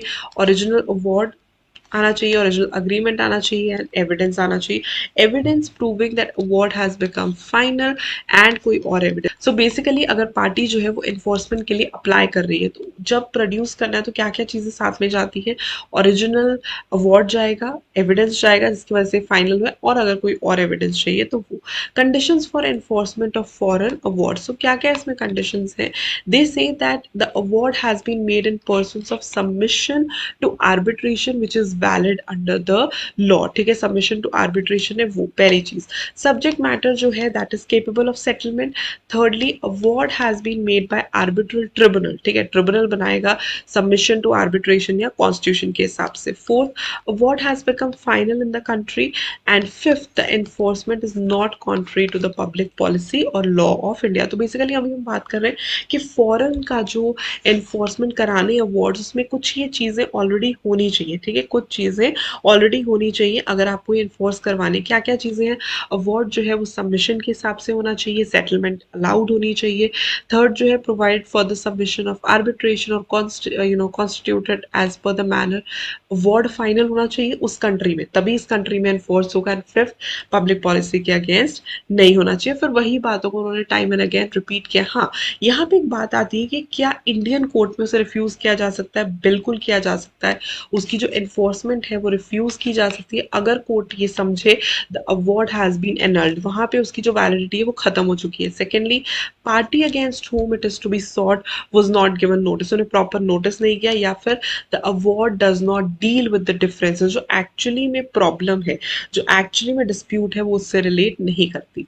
Then enforcement of foreign awards, of course they are enforceable under this chapter, appealable, again वही पार्टीज को रेफर करना या एनफोर्समेंट, ठीक है, अगर रिफ्यूज करते हैं पार्टीज को रेफर करना या फिर एनफोर्स करना, रिफ्यूजल टू रेफर और refusal to enforcement. Refusal to refer इसमें तो यही है, और रिफ्यूजल टू एनफोर्समेंट उस केस में अपीलेबल ऑर्डर्स की हम बात करते हैं, और यहाँ पे आर्बिट्रेशन का टॉपिक खत्म हो जाता है। तो जैसे मैंने आपको बताया कि आर्बिट्रेशन है, लड़ाई हो रही है, उसे सॉर्ट कराना है, वैसे ही है कंसिलिएशन। अब छोटे छोटे टॉपिक्स हैं जो बिल्कुल इंटर रिलेटेड है, इसे ध्यान से सुनना। कंसिलिएशन और आर्बिट्रेशन में क्या फर्क है, और इस पे भी क्वेश्चन आता है, आर्बिट्रेशन वर्सेस कंसिलिएशन, राइट। यहाँ पे आई डोंट नो कि ये टॉपिक यहाँ पे दे रखा है या नहीं, लेकिन स्कैनर में ये क्वेश्चन आया हुआ है, और ये क्वेश्चन आई थिंक 3-4 बार पूछा गया है, which is difference between arbitration and conciliation. तो ये आपने जरूर करके जाना। अब कंसिलिएशन बेसिकली क्या होती है? It's like an informal process, ठीक है, इनफॉर्मल प्रोसेस जहाँ पे कंसिलिएटर जो कि एक थर्ड पार्टी है, वो दोनों लड़ाई करने वाले लोगों को साथ में लेके आते हैं, डिस्प्यूटेंट्स को साथ में लेके आते हैं और टेंशन लोअर करते हैं, आपस में बात करवाते हैं कि चीज़ों को सॉर्ट आउट कराने की कोशिश करते हैं। और जो मीडिएशन होता है, फर्दर इससे हम कहते हैं मीडिएशन भी एक स्ट्रक्चर्ड प्रोसेस है जहाँ पे जो मीडिएटर है, ठीक है, वो आता है, दोनों की बात कराता है। और जो मीडिएशन होती है वो नॉर्मली वॉलंटरी होती है, ठीक है, जब दोनों पार्टीज कहते हैं yes we want to resolve, क्योंकि कोर्ट में ऑनेस्टली बहुत टाइम लगता है और आने वाले टाइम में मीडिएशंस, कंसिलिएशन, आर्बिट्रेशन को काफ़ी इनकरेज किया जाता है ताकि कम से कम लोग कोर्ट पे जाएं और अपनी ज़िंदगी को आराम से जिए, राइट। सो बेसिकली अगर हम कंसिलिएशन की बात करते हैं तो वहाँ पे कंसिलिएटर आता है, अगर हम मीडिएशन की बात करते हैं तो वहाँ पे मीडिएटर आता है। और वो अपनी कम्युनिकेशन स्किल्स से, वो अपनी टेक्निक से ट्राई करते हैं कि दोनों पार्टीज को हम जो है किसी सोल्यूशन पे लेके आ सके। So basically these processes can be successful only if the personality of the conciliator or mediator is so that he is able to induce the parties। अब क्या होता है, जब दो लोग लड़ रहे होते हैं ना, तो वो अपनी अपनी ईगो में बैठे होते हैं, तो वो जो पर्सन है उसकी बोलने का तरीका, उसकी स्किल और उसकी पर्सनालिटी और उसकी टेक्निक से एक्चुअली काम आती है दोनों पार्टीज को सॉर्ट आउट करवाने में। अब बारी आती है इसका एप्लीकेशन एंड स्कोप क्या है। No problem it shall apply to conciliation of disputes, legal relationships हो, जहाँ पे भी हो ये अप्लाई हो जाती है। कमेंसमेंट इसकी कब होती है, जब एक पार्टी जो है वो दूसरी पार्टी को इन्विटेशन भेजती है कंसिलिएशन का, दैट इज नॉट इनफ। जब दूसरी पार्टी राइटिंग में उसे एक्सेप्ट कर लेती है, देखो if one party is okay with the conciliation, लेकिन अगर दूसरी पार्टी इंटरेस्टेड ही नहीं है तो कोई फायदा नहीं है। तो जब दूसरी पार्टी इन रिटर्न एक्सेप्ट कर लेती है, वी आर ऑल्सो रेडी, तब एक्चुअली इसकी कमेंसमेंट होती है। नाउ दिस से फर्दर वो रिजेक्ट भी कर सकती है, इसमें कोई, it is not something that is to be pressurise, it is not something जो कोर्ट कहता है कि करो करो करो, no, it is completely up to you. And it provides that if party initiating the conciliation does not receive a reply within 30 days, ठीक है, then he may elect to treat as a rejection. अगर कोई जवाब नहीं आता वो भी एक रिजेक्शन है। नंबर ऑफ कंसिलिएटर्स कितने हैं, they say okay there shall be one conciliator unless the parties agree that there shall be two or three, और अगर एक से ज़्यादा है then they ought to act as rule to be act jointly, so there shall be one or more, basically there are more than one conciliators when they ought to have, अगर ये है कि jointly act करना है तो more than one conciliator हो जाता है। and there shall be one conciliator unless the parties agree, normally तो देखो one से ही हो जाता है, लेकिन अगर parties कहती है कि नहीं 2 या 3 होना चाहिए तो वो भी हो सकता है। और जब more than one है तो उन सबको जॉइंटली बिहेव करना है, ऐसा नहीं कोई अपना जा रहा है कोई अपना जा रहा है, not like that. Appointment of conciliators, अब अपॉइंटमेंट ऑफ कंसिलिएटर्स ये भी इम्पॉर्टेंट, इनफैक्ट कंसिलिएटर्स का जो टॉपिक है वो ऑल टुगेदर बहुत इंपॉर्टेंट है, इसके ऊपर भी क्वेश्चंस जो है वो पूछे गए। सो इन कंसिलिएशन प्रोसीडिंग्स अगर एक कंसिलिएटर है तो parties may agree at the name of, उसी पे कर लेंगे। सेकेंडली अगर दो है तो दोनों एक एक रखते हैं, अगर तीन है तो वही सिंपल फंडा, ठीक है, देखो ए एंड बी पार्टी है, फॉर एग्जाम्पल एक कंसिलिएटर है, दोनों मिलके एक को रख लें, अगर दो है तो दोनों एक एक रख लें, अगर तीन है तो दोनों एक एक रखेंगे एंड फिर ये दोनों मिलके एक तीसरा रखेंगे, इस तरीके से। Now further they say parties may enlist assistance of a suitable institution or person, जो वहां पे भी हमने पढ़ा कि एक्सपर्ट को बुलाया जा सकता है असिस्टेंस के लिए ना, पार्टी में respect such an institution or person, किसी इंस्टीट्यूशन को बुलाया जा सकता है, किसी पर्सन को इन्वॉल्व किया जा सकता है, क्योंकि अगेन वही चीज है कि हमें डिस्प्यूट को खत्म करना है, right. Time and again I am saying this, तो अगर किसी की इन्वॉल्वमेंट के साथ किसी से कुछ पूछना है तो आप उन्हें इन्वॉल्व कर सकते हो। Secondly the parties may agree that the appointment of one or more conciliators may be made directly, वो डायरेक्टली भी कर सकते हैं, no problem in that.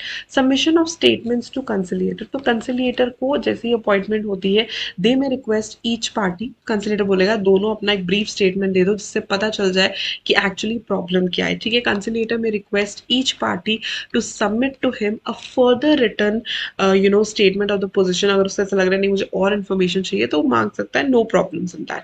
Conciliator not bound by certain acts, conciliator is not bound by CPC और Indian evidence act. तो यहाँ पे आप जगह जगह पे देखोगे आर्बिट्रेशन एंड कंसिलिएशन में दूसरे एक्ट्स कम अप्लाई होते हैं, सीपीसी बहुत कम अप्लाई होता है, एविडेंस एक्ट, यहाँ पे बात क्या है, अगेन रिजॉल्व करना, जैसे भी वो रिजॉल्व हो जाए दैट इज गुड। अब इसका रोल क्या है कंसिलिएटर का, ऑफ कोर्स उसने असिस्ट करना है, पार्टीज को हेल्प करना है कि डिस्प्यूट रिजॉल्व हो पाए। Secondly, guided by the principles of objectivity, fairness, justice, मतलब इस तरीके से चीजों को रिजॉल्व करना है कि दोनों पार्टीज विन विन सिचुएशन में रहे। द कंसिलिएटर में conduct the conciliation proceedings in such a manner, जैसे उसे ठीक लगता है, नो प्रॉब्लम। अगर स्पीडी सेटलमेंट चाहिए तो उसके हिसाब से हो सकता है। अब जो कंसिलिएटर है वो कंसिलिएशन के किसी भी स्टेज पे ये चीज प्रपोज कर सकता है कि दोनों पार्टीज सेटलमेंट कर ले, and they need not to be in writing. क्या होता है जब कंसिलिएटर प्रॉब्लम सुनता है तो वो बता सकता है कि इंस्टेड ऑफ फाइटिंग आप इस तरीके से सेटलमेंट कर लो। एडमिनिस्ट्रेटिव असिस्टेंस रहती है, बिल्कुल section 68 says that in order to facilitate the conduct, the parties और the conciliator they may arrange for administrative किसी सूटेबल इंस्टीट्यूशन से या पर्सन से एडमिनिस्ट्रेटिव असिस्टेंस भी ली जा सकती है। कम्युनिकेशन जो होती है डेफिनेटली जब वो मिलते हैं, जब वो कम्युनिकेट करते हैं, वो ओरली भी हो सकती है, वो राइटिंग में भी हो सकती है। दे में मीट विद द, देखो ए और बी पार्टीज हैं, दोनों एक साथ भी मिलकर कम्युनिकेशन हो सकती है, सेपरेटली भी हो सकती है, इसमें कोई प्रॉब्लम नहीं है। डिस्क्लोजर ऑफ इन्फॉर्मेशन, अब कंसिलिएटर जो है उसको अगर आप उसे सच नहीं बताओगे तो डिस्प्यूट कभी रिजॉल्व नहीं होगा, तो उसे जो है आपको फैक्चुअल इन्फॉर्मेशन देनी है जो एकदम से रियल है, ताकि करेक्ट डिसीजन आ पाए। Cooperation of parties with conciliator, बिल्कुल ही shall act in good faith in the conciliator, और अगर एविडेंस प्रोवाइड करना है, मीटिंग अटेंड करनी है तो वो सब कुछ करे। Suggestions by parties for settlement of dispute, अब क्या होता है each party on its own they can or at the invitation of conciliator submit to the conciliator suggestions for the settlement of the dispute, मतलब of course they are open to suggestions. Communication बहुत ही normal होती है, बहुत ही आई would से open रहती है ताकि चीज़ों को रिजॉल्व किया जा सके। सेटलमेंट अग्रीमेंट होता है जब दोनों पार्टीज अपने अपने टर्म्स एंड कंडीशंस पे एक अग्रीमेंट बनाती हैं, ठीक है, उसके हिसाब से अपने केस को या अपने डिस्प्यूट को रिजॉल्व करती है, उसे हम कहते हैं सेटलमेंट अग्रीमेंट। की पॉसिबल सेटलमेंट हो जाए और दोनों पार्टीज जो है वो मैटर को रिजॉल्व कर ले। अब क्या है, settlement agreement final and binding होता है सारी पार्टीज पे और सारे पर्सन्स पे। Status and effect of settlement agreement, it has the same status जो आर्बिट्रल अवार्ड का स्टेटस है ना, वही सेटलमेंट बस फर्क इसमें ये है कि आर्बिट्रल अवार्ड में जो है आर्बिट्रेटर ऑर्डर पास करता है, यहाँ पे पार्टीज जो है आपस में डिसाइड करके बातचीत करती हैं। कॉन्फिडेंशियलिटी, ऑलवेज रिमेंबर कि जो भी बातें कंसिलिएटर से होती है, मीडिएटर से होती है, वो कॉन्फिडेंशियल होती हैं, उन्हें फर्दर आगे जाके एज एन एविडेंस यूज नहीं किया जा सकता। This a confidential, bring in force the parties shall keep it confidential, confidentiality shall also, हाँ सेटलमेंट अग्रीमेंट में भी यही चीजें कंटिन्यू करती है। फिर आती है टर्मिनेशन ऑफ कंसिलिएशन प्रोसीडिंग्स, बहुत ईजी है। कंसिलिएशन कब कब खत्म हो जाता है, पहली बात जब सेटलमेंट अग्रीमेंट साइन हो गया, दोनों पार्टीज ने बोला हमें ये दो हमें वो दो, दोनों पार्टीज के आपस में बातचीत हो गई तो सेटलमेंट हो गई, तो ऑटोमेटिकली कंसिलिएशन जो है फिनिश हो गई। सेकेंडली रिटन डेक्लेरेशन हो गई, अगर बाई चांस सेटलमेंट नहीं होती, दोनों पार्टीज ने रिटन डेक्लेरेशन कर ली आफ्टर कंसल्टेशन कि हमें जो है फर्दर कंसिलिएशन में नहीं जाना, तो फर्दर एफर्ट्स कुछ नहीं है, वहां पे खत्म हो गई। Thirdly written declaration of the parties address to the conciliator कि आप जो है इसे खत्म कर दो। And lastly this is by to the other party of a party and the conciliator, एक पार्टी बोले कि भाई हमें आगे जो है कंसिलिएशन नहीं करनी। तो ये चार रीजंस हैं। पहली बात है जब अगर तो सेटलमेंट अग्रीमेंट जो है वो साइन हो गया उस केस में, ठीक है, सेटलमेंट हो गई, सेटलमेंट अग्रीमेंट साइन हो गया। अगर रिटन डेक्लेरेशन हुई है कि we don't want to no longer justified, इसके आगे लड़ना कोई जस्टिफिकेबल नहीं है, तो उस टाइम पे अगर फर्दर पार्टी एड्रेस करती है, पार्टी इस कंसिलिएटर को कहती है कि आप खत्म कर दो, इसे टर्मिनेट कर दो, या एक पार्टी दूसरी पार्टी को कहती है कि भाई हमें कंसिलिएशन नहीं करनी, इसे खत्म करनी, तो ये चार चीजें आपको याद रखनी है जहां पे कंसिलिएशन प्रोसीडिंग्स रुक जाएगा। रिजॉर्ट टू आर्बिट्रल, हाँ अब क्या कंसिलिएशन नहीं हो रही है, ठीक है, अब party shall not initiate during the conciliation proceeding, जब तक आपकी कंसिलिएशन, वैसे भी ये नॉर्मल रूल है, जब मीडिएशन चल रही है, जब कंसिलिएशन चल रही है, उस टाइम पे आप कोई और नया केस नहीं उठा सकते, उस टाइम पे कोई और जुडिशियल प्रोसीडिंग्स नहीं चलती। For example there are two parties, उनमें मीडिएशन चल रही है, तो जब तक मीडिएशन डिसाइड नहीं होती बाकी के केसेस रुक जाते हैं, दे रिजॉर्ट, क्योंकि हो सकता है कि उनमें सेटलमेंट हो जाए और केसेस अपने आप से खत्म हो जाए। सो रोक दी जाती है सारी जुडिशियल प्रोसीडिंग्स।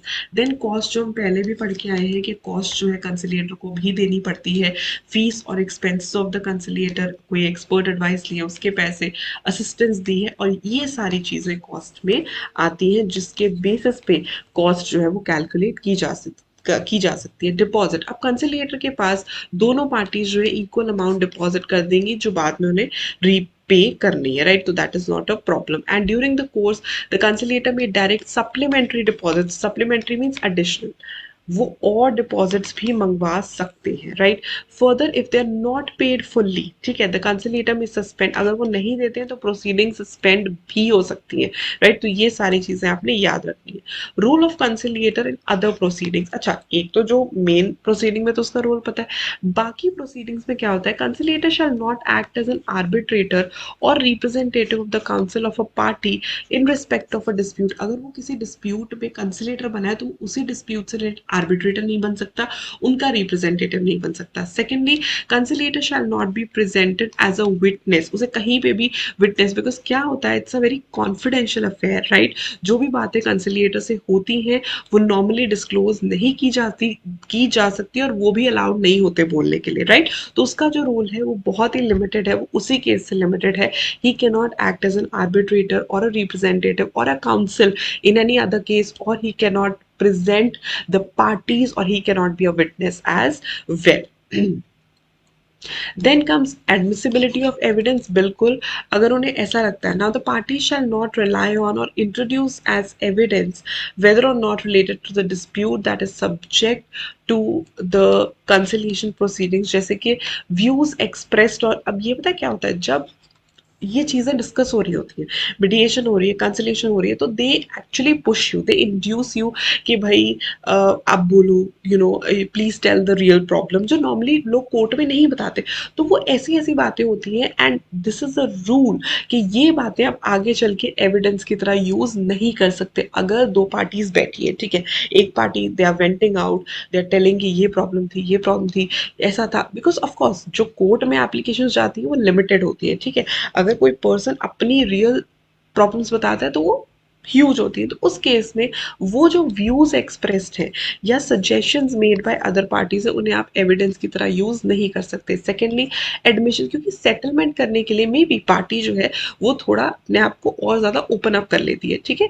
एडमिशन अगर दूसरी, फॉर एग्जाम्पल, अंदर कंसिलिएटर के सामने दूसरी पार्टी भले ही मान जाए, आप उसको एविडेंस की तरह यूज नहीं कर सकते। थर्ड, प्रपोजल्स मेड बाय कंसिलिएटर, कंसिलिएटर ने आपको अलग अलग प्रपोजल दिए कि चलो ऐसे कर लो, ऐसे कर लो, वो भी एविडेंस की तरह आप नहीं ले सकते। And lastly, the fact that the other party has indicated his willingness to accept a proposal for settlement made by the conciliator, तो ये चीजें भी आप जो है नहीं लेके आ सकते, बिकॉज सी, कंसिलिएशन हो क्यों रही है, मीडिएशन हो क्यों नहीं, ताकि बात खत्म हो। ये थोड़ी कि आप वहां से एविडेंसेस निकाल के उस पर्सन के अगेंस्ट यूज करो, आप नहीं कर सकते। कोई भी व्यूज, कोई भी एडमिशन, कोई भी प्रपोजल या कोई भी फैक्ट आप फर्दर यूज नहीं कर सकते। Then comes power of high court to make rules. इस एक्ट में अगर रूल्स बने हैं तो उसकी जो पावर है वो हाई कोर्ट के पास है। Removal of difficulties, now they से इफ एनी डिफिकल्टी अराइजेस, ठीक है, एक्ट को अप्लाई करने में अगर कोई डिफिकल्टी होती है तो सेंट्रल गवर्नमेंट जो है ऑफिशियल गैजेट में ऑर्डर पास ऑन करवा सकती है, that shell not B inconsistent with the provisions of this act, और फॉर रिमूविंग एनी डिफिकल्टी। कोई भी दिक्कत होती है, बिकॉज आगे से आगे आप देखोगे इसकी काफी ट्रेडिंग्स हो रही है और हर एक कंट्री में इसे बहुत इंपॉर्टेंस दी जाती है।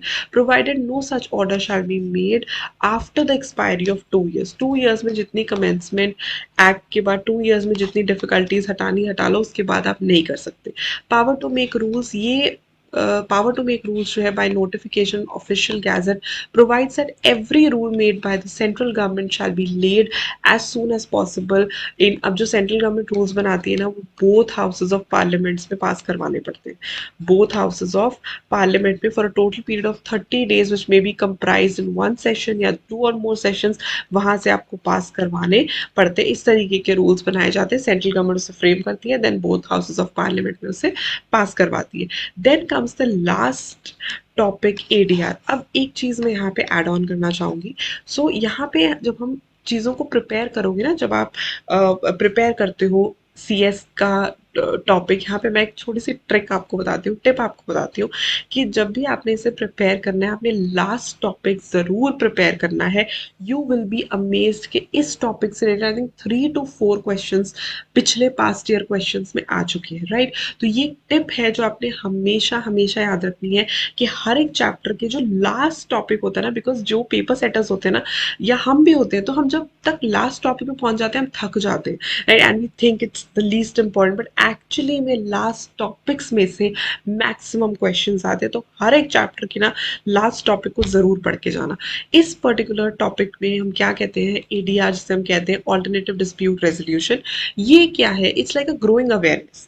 ठीक है, क्या मतलब क्या है इसका, कि डिस्प्यूट को एक ऑल्टरनेटिव तरीके से रिजॉल्व करो, तो इसकी वजह से बहुत ज़्यादा डिस्प्यूट्स जो है वो कोर्ट में जाने की बजाय वो ये कहते हैं कि ऑल्टरनेटिव मोड जैसे आर्बिट्रेशन, मीडिएशन, कंसिलिएशन या निगोसिएशन से रिजॉल्व करो। क्या होता है जब पार्टीज कोर्ट में जाती है, कोर्ट में ऑलरेडी बहुत ज़्यादा लिटिगेशन पेंडिंग पड़ी है, ये लोग भी चले जाते हैं, तो उसकी वजह से क्या होता है, ना तो वो रिजॉल्व हो पाता है, ठीक है, और जो पार्टीज है उनका सारा काम, या even this is also utilized in domestic issues, like you can see ये जो एडीआर सर्विसेज है, डोमेस्टिक एंड इंटरनेशनल डिस्प्यूट्स हर जगह पे यूज की जाती है।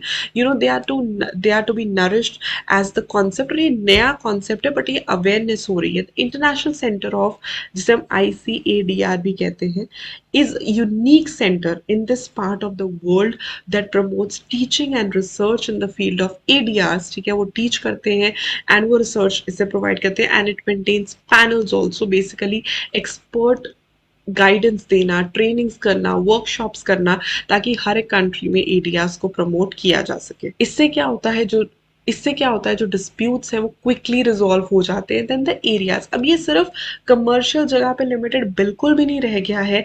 ये जो ऑल्टरनेटिव डिस्प्यूट मैकेनिज्म है, रेजोल्यूशंस हैं, ये कमर्शियल फील्ड में भी यूज किया जाता है, सिविल में भी, लेबर में भी, फैमिली डिस्प्यूट्स में भी, in respect of which parties are to conclude. Basically court में बहुत ज़्यादा टाइम मत वेस्ट करो। अगर हम डोमेस्टिक की बात करते हैं, अगर हम फैमिली डिस्प्यूट्स की बात करते हैं, they always encourage you to go into mediation, ताकि आप अपनी फर्दर लाइफ को आराम से लीड कर सको, right. So they and they are very impactful, right, rather than going and visiting to the court and again and again going through the same I would say the same grief. It is better to go from the alternate dispute mechanism. ADR techniques जो है ये proven है, ये business environment में भी useful होती है, especially जहाँ पे joint ventures है, construction projects हैं, partnership differences हैं, IP, personal injury, product liability, professional liability, इन सारे areas में इसे use किया जाता है। तो इसे आपने ज़रूर अच्छे से करके जाना है, बिकॉज ये लास्ट टॉपिक है। इसके बाद अब मैं आपको बताती हूँ वो important questions, right. Important now I am not saying कि इसी में से आएगा, I am just telling you ये कौन से टॉपिक्स में से पिछले कुछ ईयर्स में रेपिटेटिवली क्वेश्चंस आए हैं, तो वो टॉपिक्स आपने ज़रूर करके जाने। वैसे when you will listen this whole video, एक तरीके से आपका पूरा आर्बिट्रेशन हो गया। It's very very easy chapter, it's just little lengthy, तो आप डर रहे हो, otherwise it's very very easy. So let me show you the questions. वैसे तो आप ये वीडियो देख लो, राइट, आपको पूरा चैप्टर समझ आ जाएगा, लेकिन इन एडिशन टू दैट ये वो टॉपिक्स मैंने निकाले हैं स्कैनर में से एनालाइज करके, जिसके ऊपर रेपिटेटिवली क्वेश्चंस आए, और मैंने आपको ईयर्स भी बताए हैं जिसपे बार बार सिमिलर क्वेश्चंस जो है वो पूछे गए हैं। Like starting with the first topic is ये जैसे मैंने अभी बताया था लास्ट टॉपिक, इसके ऊपर 4 बार क्वेश्चन पूछे गए हैं, दिसंबर 2013, 2021, 2016, 2017। इस टॉपिक को प्लीज अच्छे से करके जाना, right. Moving ahead to international arbitration, इसमें ज्यादा नहीं है, बस वो डेफिनेशन पूछ रहे हैं, ये 2 बार पूछा गया है। देन आर्बिट्रल अवार्ड, ये भी बहुत इंपॉर्टेंट टॉपिक है, इसके ऊपर भी 4-5 अटेम्प्ट्स में क्वेश्चन पूछे गए हैं, और ये जून 2022 में भी पूछा गया था, राइट। जून 2015, 2019, 2013, 2018, इतने अटेम्प्ट्स में ये क्वेश्चन जो है वो पूछा गया है। This is setting aside an award is also an important topic, क्योंकि ये 2 तरीके से इसमें क्वेश्चन पूछे गए। अगर डायरेक्ट क्वेश्चन की बात करूं तो वो 2010, 2019, 1 2 3 4 5 6 टाइम्स डायरेक्ट क्वेश्चन इसके ऊपर पूछे गए, सेटिंग असाइड के ऊपर, जो कि बहुत ज़्यादा डिफिकल्ट नहीं है। तो इस टॉपिक को आप अच्छे से करके जाना। Moving ahead to case laws, case laws मैं आपको बोलूँगी, अगर तो आपके पास स्कैनर है तो बहुत अच्छी बात है, अदरवाइज आप ये वाली चीज़ का स्क्रीनशॉट ले लो और गाइडलाइन आंसर्स में जाके इसके ऊपर क्वेश्चंस जो ढूंढ के ज़रूर ये केस लॉस करके जाओ सेटिंग असाइड पे, they are very very useful. Foreign award के ऊपर भी 2 बार क्वेश्चन आया और रिसेंटली आया है जून 2022 में, तो चांसेस कम है लेकिन फिर भी एक ओवरव्यू लेके जाना। Moving ahead to arbitration versus conciliation, अगर आपके पास स्कैनर है तो ये टॉपिक को ज़रूर अच्छे से करके जाना, वरना गाइडलाइन आंसर से ये वाला जो पर्टिकुलर टॉपिक है ना, ये टैब्यूलर फॉर्मेट में स्कैनर में बहुत अच्छे तरीके से दिया गया है, तो ये ज़रूर करके जाना, इसके ऊपर क्वेश्चंस आने की एक्सपेक्टेशंस हैं।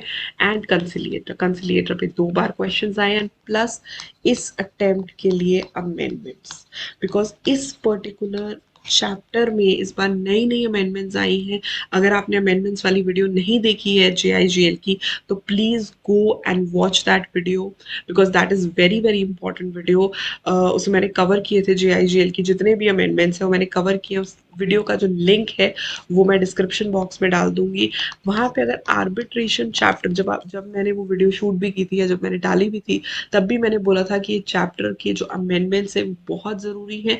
उसमें जितने भी डायरेक्ट अमेंडमेंट्स आई हैं और जो केस लॉज आए हैं वो आप ज़रूर ज़रूर देख लेना। They are very very, they are the most important, right. तो ये मैंने थोड़ा सा एनालिसिस निकाला है, मैंने चैप्टर भी करवा दिया, आपको एनालिसिस भी दे दिया ना। I hope that you will become confident with this chapter. बस ये वीडियो आप देख जाओ, you are good to go. और ये जो टॉपिक्स हैं जो मैंने आपको बताए हैं उसके पास जो क्वेश्चंस आप देख जाओगे तो that will be enough, you will be easily able to attempt this chapter. तो that's it from my side. I hope कि आपको ये वीडियो पसंद आई हो, आई होप कि आपको ये वीडियो यूजफुल लगी हो। यूजफुल लगी तो प्लीज लाइक कर देना, चैनल को सब्सक्राइब कर देना, because that is the ultimate motivation for me. And I will see you super soon with my next video. Till then, stay happy, stay blessed, keep the preparations on. All the best.